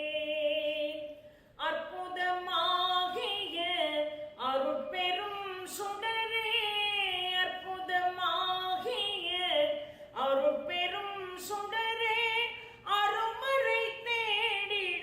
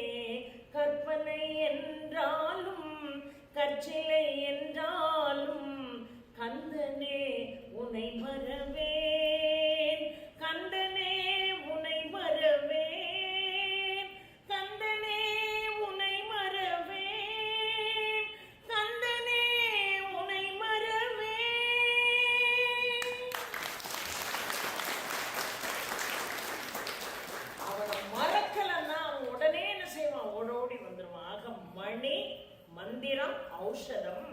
இதுல மணிய ரொம்ப அழகாக சீர்வாத வகுப்பு என்று அருளி செய்தார் அருணகிரிநாத சுவாமிகள். தேவேந்திர சங்க வகுப்பை தான் மந்திரம் என்று அருளி செய்தார். மிக அருமையாக அவர் வடித்த வேல் வகுப்பு ஔஷதம். அதுதான் மிகப்பெரிய மந்திரம், அதுதான் மிகப்பெரிய மருந்து. அதனாலதான் அந்த மருந்தை வேல் மகா மந்திரமாக கொடுக்க வேண்டும் என்று சச்சிதானந்த சுவாமி நினைச்சார். ஒவ்வொரு வருஷமும் பிறக்குதுன்னு வைங்க, புது வருஷம் பிறக்கும் போது நம்ம எல்லாம் என்ன ஒரு கிராண்டா அந்த ஃபங்க்ஷனை கொண்டாடுவோம். புது சேலை எடுக்கிறது என்ன, ஒரு கெட் டுகெதர் வைக்கிறது என்ன, ஒருத்தரையா பார்த்து சந்தோஷமா பேசுறது என்ன, கேக் கட் பண்றது என்ன, இப்படிதானே இருந்தது. இப்பவும் அப்படித்தானே இருக்கு. ஆனா ஒரு காலகட்டத்துல ஆங்கிலேயர்கள் கையில் இந்த நாடு இருந்த போது எல்லாரும் போய் துரைக்கு கும்பிடு போடணும். வருஷம் பிறந்த உடனே நீங்க காப்பி குடிக்கிறீங்களோ இல்லையோ, துரை வீட்டு வாசல்ல போய் காத்து நிக்கணும் அவருக்கு கும்பிடு போடுறது. எல்லாரும் துரைய கும்பிட்டான். ஆங்கிலேய துரைய அத்தனை பேரும் கும்பிட்டான். ஒரே ஒரு ஆள் நினைச்சாரு, என்னையா இந்த மனுஷனுக்கு நம்ம கும்பிடு போட வேண்டியது இருக்கு, இந்த துரைக்கு என்னையா கும்பிடு போட வேண்டியது இருக்கு. துரைக்கெல்லாம் துரையாக இருக்கக்கூடிய எங்க ராஜாவுக்கு கும்பிடு போடணும்னு ஒரு 6 பேரை மட்டும் கூப்பிட்டு திருத்தணிக்கு போனாரு வள்ளிமலை சச்சிதானந்த சுவாமிகள். 6 பேர் தான் கூட்டிட்டு போனார். போய் அங்க 365 படிகள் திருத்தணியில. ஒரு வருஷத்துக்கு எத்தனை நாள்? 365 நாள்.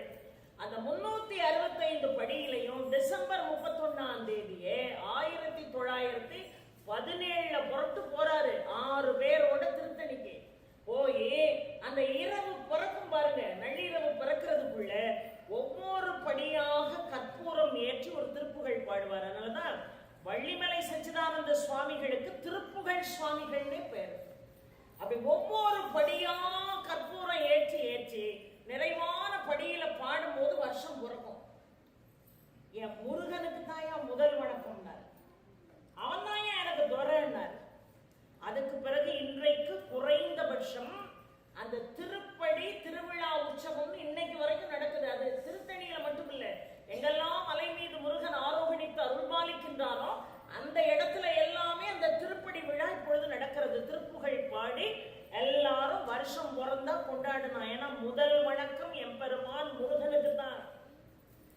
சாமானியனை நான் வணங்க மாட்டேனாரு வள்ளிமலை சச்சிதானந்த சுவாமிகள். அதனாலதான் அவருக்கு திருப்புகழ் சுவாமிகள்னு பேரு. அவரு இந்த வேல் வகுப்பை கையிலே எடுத்தார். மணியை விட்டுட்டாரு, மந்திரத்தை விட்டுட்டாரு, ஔஷதம் என்று அழைக்கக்கூடிய வேல் வகுப்பை கையில் எடுத்தாரு.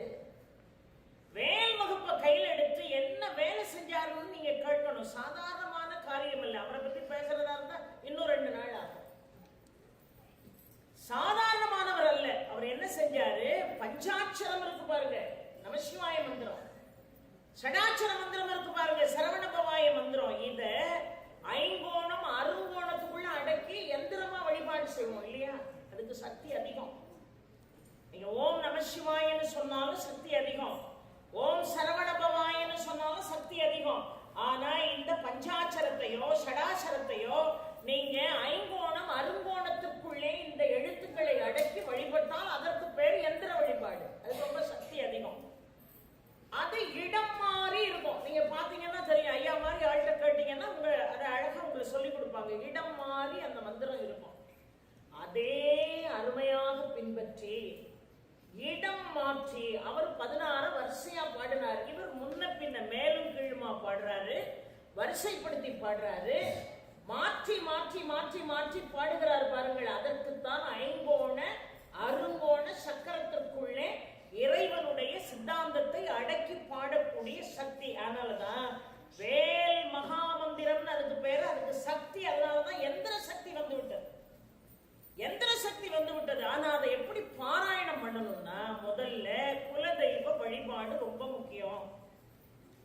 குலதெய்வ வழிபாடு ரொம்ப முக்கியம். அம்மா எங்களுக்கெல்லாம் குலதெய்வம் தெரியலையம்மா. குலதெய்வம் தெரியலன்னா ஒண்ணு அந்த பக்கம் போகணும், இல்லைன்னா இந்த பக்கம் வரணும்.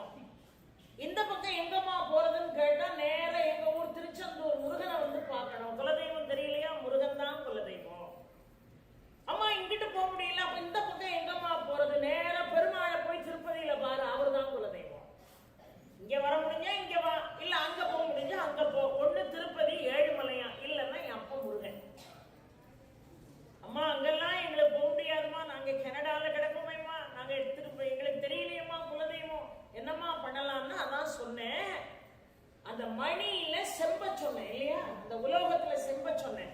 நல்ல ஒரு செம்பு குவளை வாங்கி அதை எப்படி சுவாமிக்கு பாலாலயம் பண்ணுவோமோ அதை மாதிரி நம்ம மனசால அதுக்கு பாலாலயம் செஞ்சு அது நல்லா பன்னீர்ல ஊற போட்டு நல்ல சுத்தமான தண்ணியில பால்ல எல்லாத்துலயும் அதை ஊற போட்டு நல்லா கழுவி சந்தனம் குங்குமம் வச்சு அதுல தண்ணீர் நிரப்பி கீழே ஒரு தட்டு இருக்கணும்.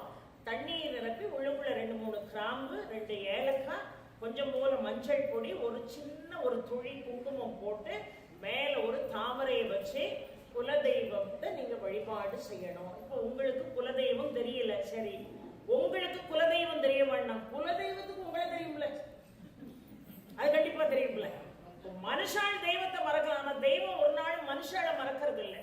குலதெய்வம் எங்க இருக்கோ, எந்த காட்டுக்குள்ள இருக்கோ தெரியலையே. சில பேர் எப்ப பாருங்க, ஐயோ ஒரு ஆறு ஓடிக்கிட்டு இருக்கோம், அங்கதான் உங்க குலதெய்வம் இருக்கு. ஒரு ஆலமரம் இருக்கும், அங்கதான் உங்க எங்கேயா போய் ஆலமரத்தை தேடுறது, எங்க போய் ஆற்ற தேடுறது. உனக்கு போக முடிஞ்சா நேர திருச்செந்தூர் முருகன்ட்ட போ, இல்லையா திருப்பதி ஏழுமலையான்ட்ட போ. ரெண்டும் முடியலையா இந்த குவளையில தண்ணி வச்சு இத்தனை காரியத்தையும் செய்து மேல தாமரையை போட்டு ஓம் குல தேவதாய நமக ஒரு 108 உதிரிப்பூவை கையில வச்சுக்கிட்டு ஓம் குலதேவதாய நமக்கு, ஓம் குலதேவதாய நமக்கு. ஒரு வியாழக்கிழமை இந்த பூஜையை ஆரம்பிங்க. குரு நாள்ல பூஜையை ஆரம்பிச்சு ஐயாவை வழிபாடு பண்ணிட்டு இதை ஆரம்பிங்க. ஏன்னா குருமார் தான் நம்மளை வழிகாட்டணும் இல்லையா. ஆரம்பித்து நீங்கள் ஒவ்வொரு வியாழக்கிழமையும் அந்த குவளையில இருக்கக்கூடிய தண்ணியை மாத்திட்டு இதே போல மஞ்சள் தூள், கொஞ்சம் போல குங்குமம், 2 கிராம்பு, 2 ஏலக்காய், முடிஞ்சா பச்சை கற்பூரம் உள்ள போட்டு, ஏன்னா எப்பொழுதுமே பச்சை கற்பூரம் பன்னீர் கலவைக்கு சுவாமி தேடி வந்துருவா. அதை போட்டு வழிபாடு செய்யுங்க. ஒரு மாற்றம் வருதா இல்லையான்னு பாருங்க. ஏன்னா குலதெய்வ வழிபாடு இல்லாம நீங்க எவ்வளவுதான் சாமி உண்டாலும் அதனால பலன் உண்டா என்று கேட்டால் இல்லை. அப்ப எனக்கு குலதெய்வம் தெரியல, குலதெய்வம் தெரியலன்னு நேரத்தை வீணடிக்காம, குலதெய்வத்துக்கு உங்களை தெரியணுங்கிற அவசியம் இல்லை, ஆனா குலதெய்வத்துக்கு உங்களை தெரியும், அந்த வழிபாடை செய்யுங்கள். அதோடு சேர்த்து இந்த குலதெய்வத்தை வழிபாடு செய்யறதுக்கு முன்னாடி எந்த வழிபாடாக இருந்தாலும் உங்களுடைய பித்திருக்களுக்கு ஒரு வணக்கம் சொல்லியிருக்கேன். என்னுடைய மூதாதையர்களுக்கு நான் ஒரு வணக்கம் சொல்றேன். அவன் பெத்து வளர்த்து ஆளாக்குன ஆளு, அதுக்குதானே திதி கொடுக்குறோம், அதுக்குதானே தர்ப்பணம் கொடுக்குறோம். அதெல்லாம் செஞ்சாதான் குடும்பத்துல விருத்தி இருக்கும். இல்லைன்னா நீங்க என்ன சுவாமி கும்பிட்டு எவ்வளவுதான் முயற்சி பண்ணாலும் வாழ்க்கையில விருத்தி என்பது வராது. அதனால எல்லா நாளும் என்னால செய்ய முடியல, அட்லீஸ்ட் தை அமாவாசைக்கான முன்னோர்களை நினைக்கணும். அட்லீஸ்ட் புரட்டாசியில வரக்கூடிய மாகாணிய பட்சத்துல அந்த 15 திதியிலையாவது நம்முடைய முன்னோர்களை தரிசனம் பண்ணணும். அது மாதிரி ஆடி அமாவாசைக்காவது அவளை நினைச்சு என்ன செய்யணும், வழிபாடு பண்ணினாதான் விருத்தி. பெரியோர்களே, அதான் விருத்தி. திடீர்னு ஒரு நாள் ஞானோதயம் வந்து பெரிய இலையா போட்டு எங்க ஐயாவுக்கு உளுந்த வடை பிடிக்கும், எங்க ஐயாவுக்கு கேசரி பிடிக்கும், எங்க ஐயாவுக்கு சுண்டல் பிடிக்கும், எல்லாம் இந்த வயலுக்கு பிடிக்கும். இவன் சாப்பிடணும், அதுக்காக அவருக்கு அதை பிடிக்கும். இன்னொன்னு சொல்லிட்டு போறேன், பித்ரு வழிபாடு செய்யறதுக்கு முன்னாடி ஒண்ணு நினைங்க, எதையுமே இழந்த பிறகு அதை எட்டி பிடிக்க முடியாது. இருக்கும் போதே கவனிங்க, இருக்கும் போதே அவர்களை மனசார கவனிங்க. சில வீட்டுல குழந்தைகள் சேட்டை பண்ணா ஒரு இடத்துல இருக்கே இல்லையா தொலைஞ்சு போகணும் அப்படிங்கிறோம். எவ்வளவு பெரிய தவறான வார்த்தை தெரியுமா அது? தொலைஞ்சே போயிட்டாங்கன்னு வைங்க, எங்கேயாவது போய் பார்க்க முடியுமா? தொலைந்து போனவர்களை நினைத்து ஏங்குபவர்களுக்கு தான் அந்த வேதனை தெரியும். அதனால குழந்தைகளை தொலைஞ்சு போன்னு சொல்றது, சனியனை இங்க வந்து உட்காருன்னு சொல்றது, சனியனை இங்க வந்து உட்காருன்னு சொன்னோட சனி வந்து நம்ம வடியில ஏறி உட்கார்ந்துருவோம். நீ தானே கூப்பிட்ட, என்ன 7.5 வருஷம் ஆனாலும் உன்னை விட்டு போக மாட்டேன் அப்படின்னு கூட உட்கார்ந்துருப்பான். இஷ்டம்னா குழந்தைகளை சனின்னு கூப்பிடுங்க. எவ்வளவு பெரிய விஷயம் அதெல்லாம். பித்ருக்களை மனசாக நினைங்க. ஒண்ணும் இல்லைங்க, அட்சய திருதியை வருது இல்ல, வந்துச்சு இந்த வருஷம். எல்லாரும் என்ன பண்ணீங்க? வேற நகைக்கடைக்கு போனீங்களா? போய் சொல்லக்கூடாது, அபிராமி பார்த்துட்டே நகைக்கடைக்கு போனவங்க எல்லாம் யாரும் கை கொடுக்க பார்க்கலாம். இந்த ஐயா முத ஆள வேல்மாறல் புஸ்தகத்தையும் அடிச்சுக்கிட்டு நகைக்கடைக்கு எங்க ஐயா போயிட்டார். என்னையா எப்படி பார்த்தீங்களா? யாரும் உங்க ஐயா எவ்வளவு உண்மையை சொன்னாங்க கோயிலுக்குள்ள வச்சு. அதுக்காக நீங்க அவங்க எல்லாருக்கும் ஒரு கை தட்டுங்க. அவருக்கு நீங்க போனீங்களாமா நகைக்கடைக்கு? வேற யாரெல்லாம் போனீங்க? வேற யாராவது போனீங்களா? நல்லா யோசித்து சொல்லிருங்க, ஏன்னா அப்பாள் பார்த்துக்கிட்டே இருக்காங்க. அட்சய திருதியை அன்னைக்கு நகைக்கடையில போய் நகையை புக் பண்ணிட்டு காத்து கிடக்கிற வேலையை நிறுத்திட்டு பித்ரு வழிபாடு செய்யணும். அன்னைக்கெல்லாம் நம்முடைய முன்னோர்கள், நீங்க எங்க இருந்தாலும் சரி, கனடால ஒரு மகன்,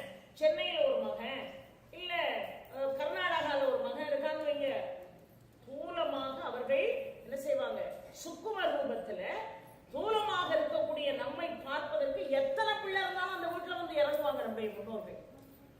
அதுவும் நீர்நிலையில வந்து உட்கார்ந்துருப்பாங்க. அன்னைக்கு பார்க்க நம்ம அவங்கள நினைக்கலன்னா, உன்னை எப்படி பெத்து வளர்த்து ஆளாக்கி நான் உருவாக்குனேன், என்ன நினைச்சு ஒரு டம்ளர் காஃபி வைக்கணும்னு கூட உனக்கு தோணலையான வேதனைப்பட்டா அதுதான் உங்களுக்கு சாபம், அதுதான் பித்ரு சாபம். அதனால தயவு செய்து என்ன செய்யுங்க, பித்ருக்களை மனசுல தியானம் பண்ணிட்டு குலதெய்வத்தை நல்லா பிரார்த்தனை பண்ணிட்டு முதல்ல எப்படி ஆரம்பிக்கணும், ஏதோ ஒரு விநாயகர் துதி. இந்த புத்தகம் ஐயா அடிச்சு கொடுத்துருக்காங்க, அதுல இருக்கிறத கூட நீங்க ஃபாலோ பண்ணலாம். ஆடும் பரிவேல் அணி சேவல் என பாடும் படியே பணியாருள்வாய், தேடும் கயமாமுகனை செருவில் சாடும் தனியானை சகோதரனே. முதல்ல பிள்ளையாருக்கு ஒரு ஸ்துதி, குலதெய்வத்தை சொல்லியாச்சு, பித்ருக்களை மனசுல நினைச்சாச்சு, சுவாமி விநாயக பெருமான மனசுல தியானம் பண்ணுங்க. அது எது வேணாலும் சொல்லலாம். நீங்க ஆடும் பரிவேல் எதுல வருது, அனுபூதியில வருது. இந்த வேல் மகா மந்திரமே எதுக்காக படிக்கிறோம், நோய் நீங்கிறதுக்காக. அப்ப நோய் நீக்கக்கூடிய மிகப்பெரிய ஒரு விஷயம் எதுன்னா கந்தர் அனுபூதி. அதுல இருந்து ஆரம்பிக்கக்கூடிய விஷயம் ஆடும் பரிவேல் அணி சேவல் என பாடும் பணியே பணியாருள்வாய், தேடும் கயமாமுகனை செருவில் சாடும் தனியானை சகோதரனே சொல்லிட்டு, விழிக்கு துணை திரு மென்மலர் பாதங்கள், மெய்மை குன்றா மொழிக்கு துணை முருகா எனும் நாமங்கள், முன்பு செய்த பழிக்கு துணை அவன் பன்னிரு தோழும், பயந்ததனி வழிக்கு துணை வடிவேலும் செங்கோடன் மயூரமுமே. சொல்லுங்க. அடுத்தாப்புல மயில மனசுல நினைங்க, தடப்பொற்ற வேள்மையிலே இடர்தீர தனிவிடில் நீ வடக்கில் கிரிக்க அப்புறத்தும், நீ தோகையின் வட்டமிட்டு கடற்க அப்புறத்தும் கதிர்க்க அப்புறத்தும் கனக சக்கர திடற்க அப்புறத்தும் திரிகுமையே அப்படின்னு மயில நினைங்க. எழும்போதும் வேலும் மயிலும் என்பேன், எழுந்தே மகிழ்ந்து தொழும்போதும் வேலும் மயிலும் என்பேன், தொழுதே உருகி அழும்போதும் வேலும் மயிலும் என்பேன், அடியேன் உடலம் விழும்போதும் வேலும் மயிலும் என்பேன், செந்தில் வேலவனேன் வேல நினைங்க. வீரவேல் தாரைவேல் விண்ணோர் சிறை மீட்ட தீரவேல், செவ்வேல் திருக்கை வேல் வாரி குழித்த வேல் குற்றவேல், சூர் மார்பும் குன்றும் துழைத்த வேல் உண்டே துணைன்னு முடிச்சுட்டு, வேலும் மயிலும் சேவலும் துணை, வேலும் மயிலும் சேவலும் துணை, வேலும் மயிலும் சேவலும் துணை, வேலும் மயிலும் சேவலும் துணை, வேலும் மயிலும் சேவலும் துணை, வேலும் மயிலும் சேவலும் துணைன்னு 6 முறை சொல்லுங்க. சொல்லிட்டு வேல் வகுப்பு என்ன பாடினாருன்னு முதல்ல நம்ம தெரிஞ்சுக்கிடணும். அப்புறம்தான் இடமாற்றி பாடக்கூடிய மகாமந்திரத்தை பார்க்க போறோம். என்ன அழகா வேல் வகுப்பை அருணகிரிநாத சுவாமிகள் பாடினார். திருத்தணியில் உதித்தருளும் ஒருத்தன் மலை விருத்தன் எனது உழத்தில் உரை கருத்தன் மயில் நடத்து குகன் வேலே, பருத்த முலை சிறுத்த இடை வெளுத்த நகை கருத்த குழல் சிவத்த இதழ் மரச்சிறுமி விழிக்கு நிகராகும். திருத்தணியில் உதித்தருளும் ஒருத்தன் மலை விருத்தன் எனது உழத்தில் உரை கருத்தன் மயில் நடத்து குகன் வேலே, சொலற்கரிய திருப்புகழை உரைத்தவரை அடுத்த பகை அறுத்தெறிய உருக்கி எழும் அறத்தை நிலை காணும். தருக்கினவன் உருக்கவரின் எருக்குமதி தரித்த முடி படைத்த விரல் படைத்த இறை கடற்கு நிகராகும். வனைக்கை முக படக்கரட மதத்தவழ கஜக்கடவுள் பதத்திடும் நீ கழத்து மொழி தரிக்க வரமாகும். சினத்தவுணர் எதிர்த்தரண கடத்தில் வெகு உரைத்தலைகள் சிரித்த இரு கடித்து விழி விழித்தலர மோதும். துதிக்கும் அடி அவர்க்கொருவர் கடுக்க இடர் நினைக்கினவர் குலத்தை முதல் அறக்கழையும் எனக்கொரு துணையாகும். தலத்தில் உள்ள கணத்தொகுதி கழிப்பின் உண வழைப்பதென மலர்கமல கரத்தின் முனை விதிர்க்க வழைவாகும். பழுத்தமுது தமிழ் பலகை இருக்கும் ஒரு கவிப்புலவன் இசைக்குறுகி வரை குகையை இடித்து வழி காணும். திசைகிரியை சொல்லுங்க.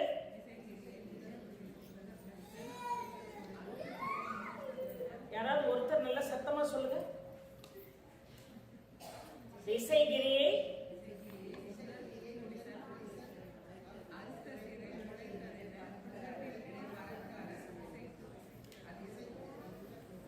சுடற்பரவி ஒழிப்ப நிலம் ஒழுக்குமதி ஒழிப்பு அலை அடக்குதழல் ஒழிப்ப ஒளி ஒளிப்பிரபை வீசும்.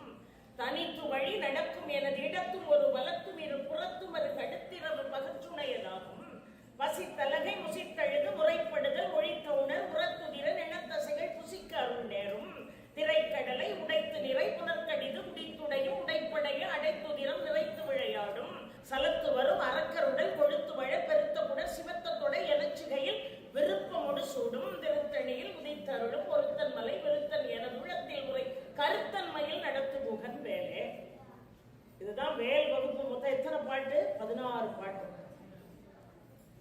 மொத்தம் 16 பாட்டு. இதை எப்படி இடமாற்றி பாடினார்னு நம்ம பார்க்க போறோம். அதுதான் மகாமந்திரமாக மாறுகிறது. இந்த வேல் வகுப்புமே இப்ப நான் சொன்ன வருஷப்படி அருணகிரிநாத சுவாமிகள் பாடவில்லை. அவர் வேறு வரிசையாக அதை பாடுகிறார்.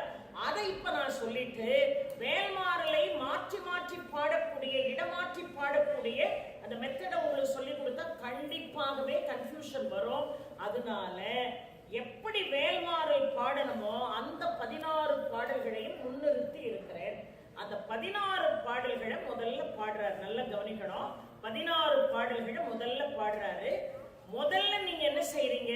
திருத்தணியில் உதித்தருளும் ஒருத்தன் மலை வெறுத்தன் எனது உழத்தில் உரை கருத்தன் மயில் நடத்து குகன் வேலை 20 தடவை சொல்லணும். 20 தடவை சொல்லணும் பெரியோர்களே. அடுத்தாப்புல இந்த வேல்மாறல் மகாமந்திரத்தை முடிக்கும் போதும் திருத்தணியில் உதித்தருளும் ஒருத்தன் மலை வெறுத்தன் எனது உழத்தில் உரை கருத்தன் மயில் நடத்து குகன் வேலை எத்தனை தடவை சொல்லணும்? 20 தடவை சொல்லணும். அப்ப 20 20 40 ஆயிடுச்சு. 4 சுத்து பாடுறார். 4 சுத்து தான் மகா மந்திரம் சச்சிதானந்த சுவாமிகள் பாடினது. அப்ப முதல்ல ஒரு 20, கடைசியில ஒரு 20, 40. 4 சுற்று. முத சுற்றுக்கு 4 சுற்றுக்குமே பாட்டு எத்தனை? 16 பாட்டு. முத சுற்று 16. அப்போ முதல்ல 20 பாடியாச்சு திருத்தணி. அப்போ 20 20 40. முதல்ல ஒரு 20, கடைசியில ஒரு 20, 40. அடுத்தாப்புல ஒவ்வொரு 16 பாட்டுக்கும் இடையில என்ன பாடுறோம்? திருத்தணியில பாடுறோம். அப்ப 40ம் 16 எவ்வளவு? 56. 56. அடுத்தாப்புல இரண்டாவது சுற்று மாற்றி பாடுறார். கீழ இருந்து பாடுறார். 16 15, 14 13, 12 11 பாடுறாரு. அப்ப அதுலயும் 16 திருத்தணியில் உதித்தருளும் ஒருத்தன் மலை விருத்தன் எனது உழத்தில் உரை கருத்தன் மயில் நடத்து புகன் வேலை. அப்ப அந்த 16 சேருங்க. 56 பிளஸ் 16 எவ்வளவு? 72. பழையபடி 4 3 2 1 8 7 5 6 அப்படி பாடுறாரு. அப்ப அதுல எத்தனை திருத்தணியில் உதித்தருள் வரும்? 16 வரும் மூணாவது சுற்றுல. அப்ப எவ்வளவு ஆச்சு? 88. அம்மா மட்டும்தான் கணக்குல அநேகமா ஃபர்ஸ்ட் மார்க் வாங்கியிருப்பாங்கன்னு நினைக்கிறேன். 88. கடைசி சுற்றுல ஒரு 16 வருது. சேர்த்தா எவ்வளவு? 104. அது போக எல்லாரும் புத்தகத்தை எடுங்க. இரண்டாவது வரக்கூடிய ஒரு அருமையான ஒரு விஷயம், திருத்தணியில் உதித்தருளும் ஒருத்தன் மலை விருத்தன் என உழத்தில் உரை கருத்தன் மயில் நடத்து புகன் வேலை. இது தனியா வருது இல்லையா? அப்போ 104 பிளஸ் 1 105. அப்படியே பக்கத்தை திருப்பிக்கிட்டே வந்தீங்கன்னா அடுத்தாப்புல எங்க இருக்கு? திருத்தணியில் உதித்தருளும் ஒருத்தன் மலை விருத்தன் எனது உழத்தில் முறை கருத்தன் மயில் நடத்து புகன் வேலை 32ஆக வருது. அப்ப என்னாச்சு? 105 1 106. பழையபடி திருத்தணியில் உதித்தருளும் 35வது பாடல். அப்ப 107 வருது. கடைசியா ஒரு இடத்துல வரும். அதை சேர்த்தா உங்களுக்கு 108 வருது. அந்த 108 வர்றபடியாகத்தான் திருத்தணியில் உதித்தருளும் 108 தடவை வரணும். அதுதான் சச்சிதானந்த சொரூபமாக இருக்கக்கூடிய வடிமலை சுவாமிகள். புத்தகத்தை இன்னும் முடிக்கல வேல்மாறல். நான் காலத்தினுடைய அருமை கருதி இதோட நிறைவு செஞ்சிருக்கேன். வேல்மாறல சும்மா அப்படியே நம்ம பாட்டுக்கு புத்தகத்தை விரிச்சு ஒன்னொன்னா படிக்கிறத விட இது யார் முதல்ல இதுக்கு அஸ்திவாரம் போட்டது, எது வேல் வகுப்பு, எது தேவேந்திர சங்க வகுப்பு, எது சீர்வாத வகுப்புன்னு தெரிஞ்சுக்கிட்டீங்க. மணின்னா என்ன, மந்திரம்னா என்ன, ஔஷதம்னா என்ன, மணியின் வாயிலாக என்ன சாதிக்கலாம், மந்திரத்தின் வாயிலாக என்ன சாதிக்கலாம், ஔஷத மந்திரங்களின் வாயிலாக என்ன சாதிக்கலாம். மருந்து சாப்பிட்றதா இருந்தா கூட என்ன செய்யணும்? கையில ஏதோ ஒரு மணியை போட்டுக்கிட்டு அந்த மருந்தை கையில வச்சுக்கிட்டு அதோட மந்திரத்தையும் சொன்னா அதனுடைய பலனே ரெட்டிப்பு பலனாகும். ஆக நீங்க வீட்டுக்கு போய் இந்த புத்தகத்தை எங்க ஐயா பேரன்பநாதன் அவர்கள் உங்களுக்கு அடிச்சு கொடுத்துருக்காங்க. இந்த ஒன்னையா நீங்க பார்க்கணும். முதல்ல 20 இந்த வீடியோ பார்த்துட்டு 12 தடவை பாடுறது, 8 தடவை பாடுறது, அதெல்லாம் மெத்தடே கிடையாது. சச்சிதானந்த சுவாமிகள் சொல்லி கொடுத்தது 108 முறை திருத்தணியில் வரணும். வந்தாதான் அது மகாமந்திரம். அதுதான் வேல் மகாமந்திரம். அதனால இன்னைக்கு போய் தூங்குறதுக்கு முன்னாடி புத்தகத்தை எடுத்து பழையபடி ஒரு தடவை வெரிஃபை பண்ணி நாளைக்கு நான் உங்ககிட்ட கேள்வி கேட்பேன். எத்தனாவது பாடல் எல்லாம் திருத்தடியில் உதித்தருளும் மீண்டும் வருது, முதல்ல எத்தனை முறை சொல்லணும், நிறைவுல எத்தனை முறை சொல்லணும், இடையில எத்தனை முறை அந்த பாட்டு ரிப்பீட் ஆகுது, ஸோ டோட்டலா 108 முறை நாம எப்படி சொல்றோம்னு இந்த கூட்டத்துல யாரையாவது எழுப்பி விட்டு அதுக்காக நாளைக்கு வராமல் இருந்துடக்கூடாது, கண்டிப்பா வந்துடணும். அதனால நாளைக்கு மத்தியானம் வரப்போறோம். ஐயா சொன்ன மாதிரி நாளைக்கு மத்தியானம் 12 மணிக்கெல்லாம் நான் இங்க வந்துருவேன். உங்க யார் யாருக்கு என்னென்ன சந்தேகங்கள் இருந்தாலும் இந்த சந்தேகத்தை நிவர்த்தி பண்றதுக்கு தான் நான் இந்தியாவில இருந்து வந்திருக்கேன். அதனால நீங்க யார் என்னை நெருங்கி வந்து என்ன சந்தேகம் கேட்டாலும் கொஞ்சம் கூட மனம் போடாமல், எனக்கு எந்த சோர்வும் இல்லாம உங்களுடைய சந்தேகங்களை தீர்ப்பதற்கு ஐயாவுடைய ஆசையோட நானும் தயாராக இருக்கிறேன். ஆக நம்ம இப்ப எல்லாரும் புத்தகத்தை எடுத்து இந்த திருத்தணியில் மட்டும் சொல்லி நம்ம இன்னைக்கு என்ன செய்ய போறோம், முடிக்க போறோம். நாளையும் மீண்டும் வேல் மகா மந்திரம் தொடரும். திருத்தணியில் உதித்தருளும் ஒருத்தன் மலை விருத்தன் என உழத்தில் உரை கருத்தன்மையில் நடத்துபுகன் வேலை. ஒரு விஷயம் சொல்லி நான் முடிக்கிறேன். என்ன நோய் இருந்தாலும் என்ன அடைப்பு இருந்தாலும், சில பேருக்கு பிரெயின்ல சரியா பிளட் போல, ஹார்ட்ல சரியா பிளட் போல, குடலுக்கு சரியா ரத்தம் போல, எந்த அடைப்பாக இருந்தாலும் என்ன சொல்லியிருக்கேன், திரைக்கடலை உடைத்து நிறை புனர்கடிது குடித்துடையும் குடைப்படைய அடைத்துதிரம் நிறைத்து விளையாடும். இன்னொன்னு, சில பேருக்கு எங்க போனாலும் பயமா இருக்கும். இப்ப நீங்க எல்லாம் எப்படி ஒரு 7-8 மணிக்குள்ளெல்லாம் வீட்டுக்கு போயிடுற ஆட்கள் நீங்க எல்லாம். இப்ப இந்தியாவில் ஐயாவுக்கு தெரியும், அங்கெல்லாம் நிகழ்ச்சியே ராத்திரி 10 மணிக்கு தான் ஆரம்பிக்கும். 10 மணிக்கு ஆரம்பிச்சு அப்புறம் பொன்னாடக நாடெல்லாம் போட்டு 12:30 நிகழ்ச்சி முடிய. 12:30க்கு நிகழ்ச்சி முடிச்சுட்டு நான் கார்ல வீட்டுக்கு வரணும். திருப்பூர் குடியாத்தம் நார்த் ஆற்காடு சவுத் ஆற்காடு எல்லாம் போனா காலையில 5 மணிக்கு கார்ல ஏறி உட்கார்ந்துருப்பேன். மறுநாள் காலையில 12 மணிக்கு தான் வீட்டுக்கு வரலாம். அப்போ ராத்திரில நிகழ்ச்சி முடிச்சுட்டு ஒத்தியில டிரைவர் மட்டும்தான் துணை, வேற யாரும் துணை இல்லை. எல்லாருக்கும் மேல யார் துணையா இருக்கா, இறைவன் துணையா இருக்கான். ஏறி உட்கார்ந்த உடனே அந்த பேசின டயர்ட்னஸ் என்னையும் அறியாம நான் தூங்குற வரைக்கும் நான் சொல்லக்கூடிய ஒரே மந்திரம், தனித்து வழி நடக்கும் எனது இடத்தும் ஒரு வலத்தும் இரு புறத்தும் அது அடுத்திரவு பகச்சுணையதாகும்னா, வேலோடை மயிலோடை எம்பெருமான் முருகன் ஆரோகணித்து வருவான் என்பதிலே எந்த விதமான சந்தேகமும் இல்லை பெரியோர்களே. ஆக தினமும் மகாமந்திரம் பாடுங்க. 2 மந்திரத்தை மறந்துறாங்க, எல்லாமே முக்கியமானதுதான். ஆனா தனித்து வழி நடக்கும் எனது இடத்தும் ஒரு வலத்தும் இரு புறத்தும் ஒரு அடுத்திரவு பகச்சுணையதாகும். திரைக்கடலை உடைத்து நிறை புனர்கடிது குடித்துடையும் உடைப்படையும் அடைத்து தினம் நிறைத்து விளையாடும். இத இன்னைக்கு நைட்டு போய் நீங்க என்ன செய்யறீங்க, பாராயணம் பண்றீங்க.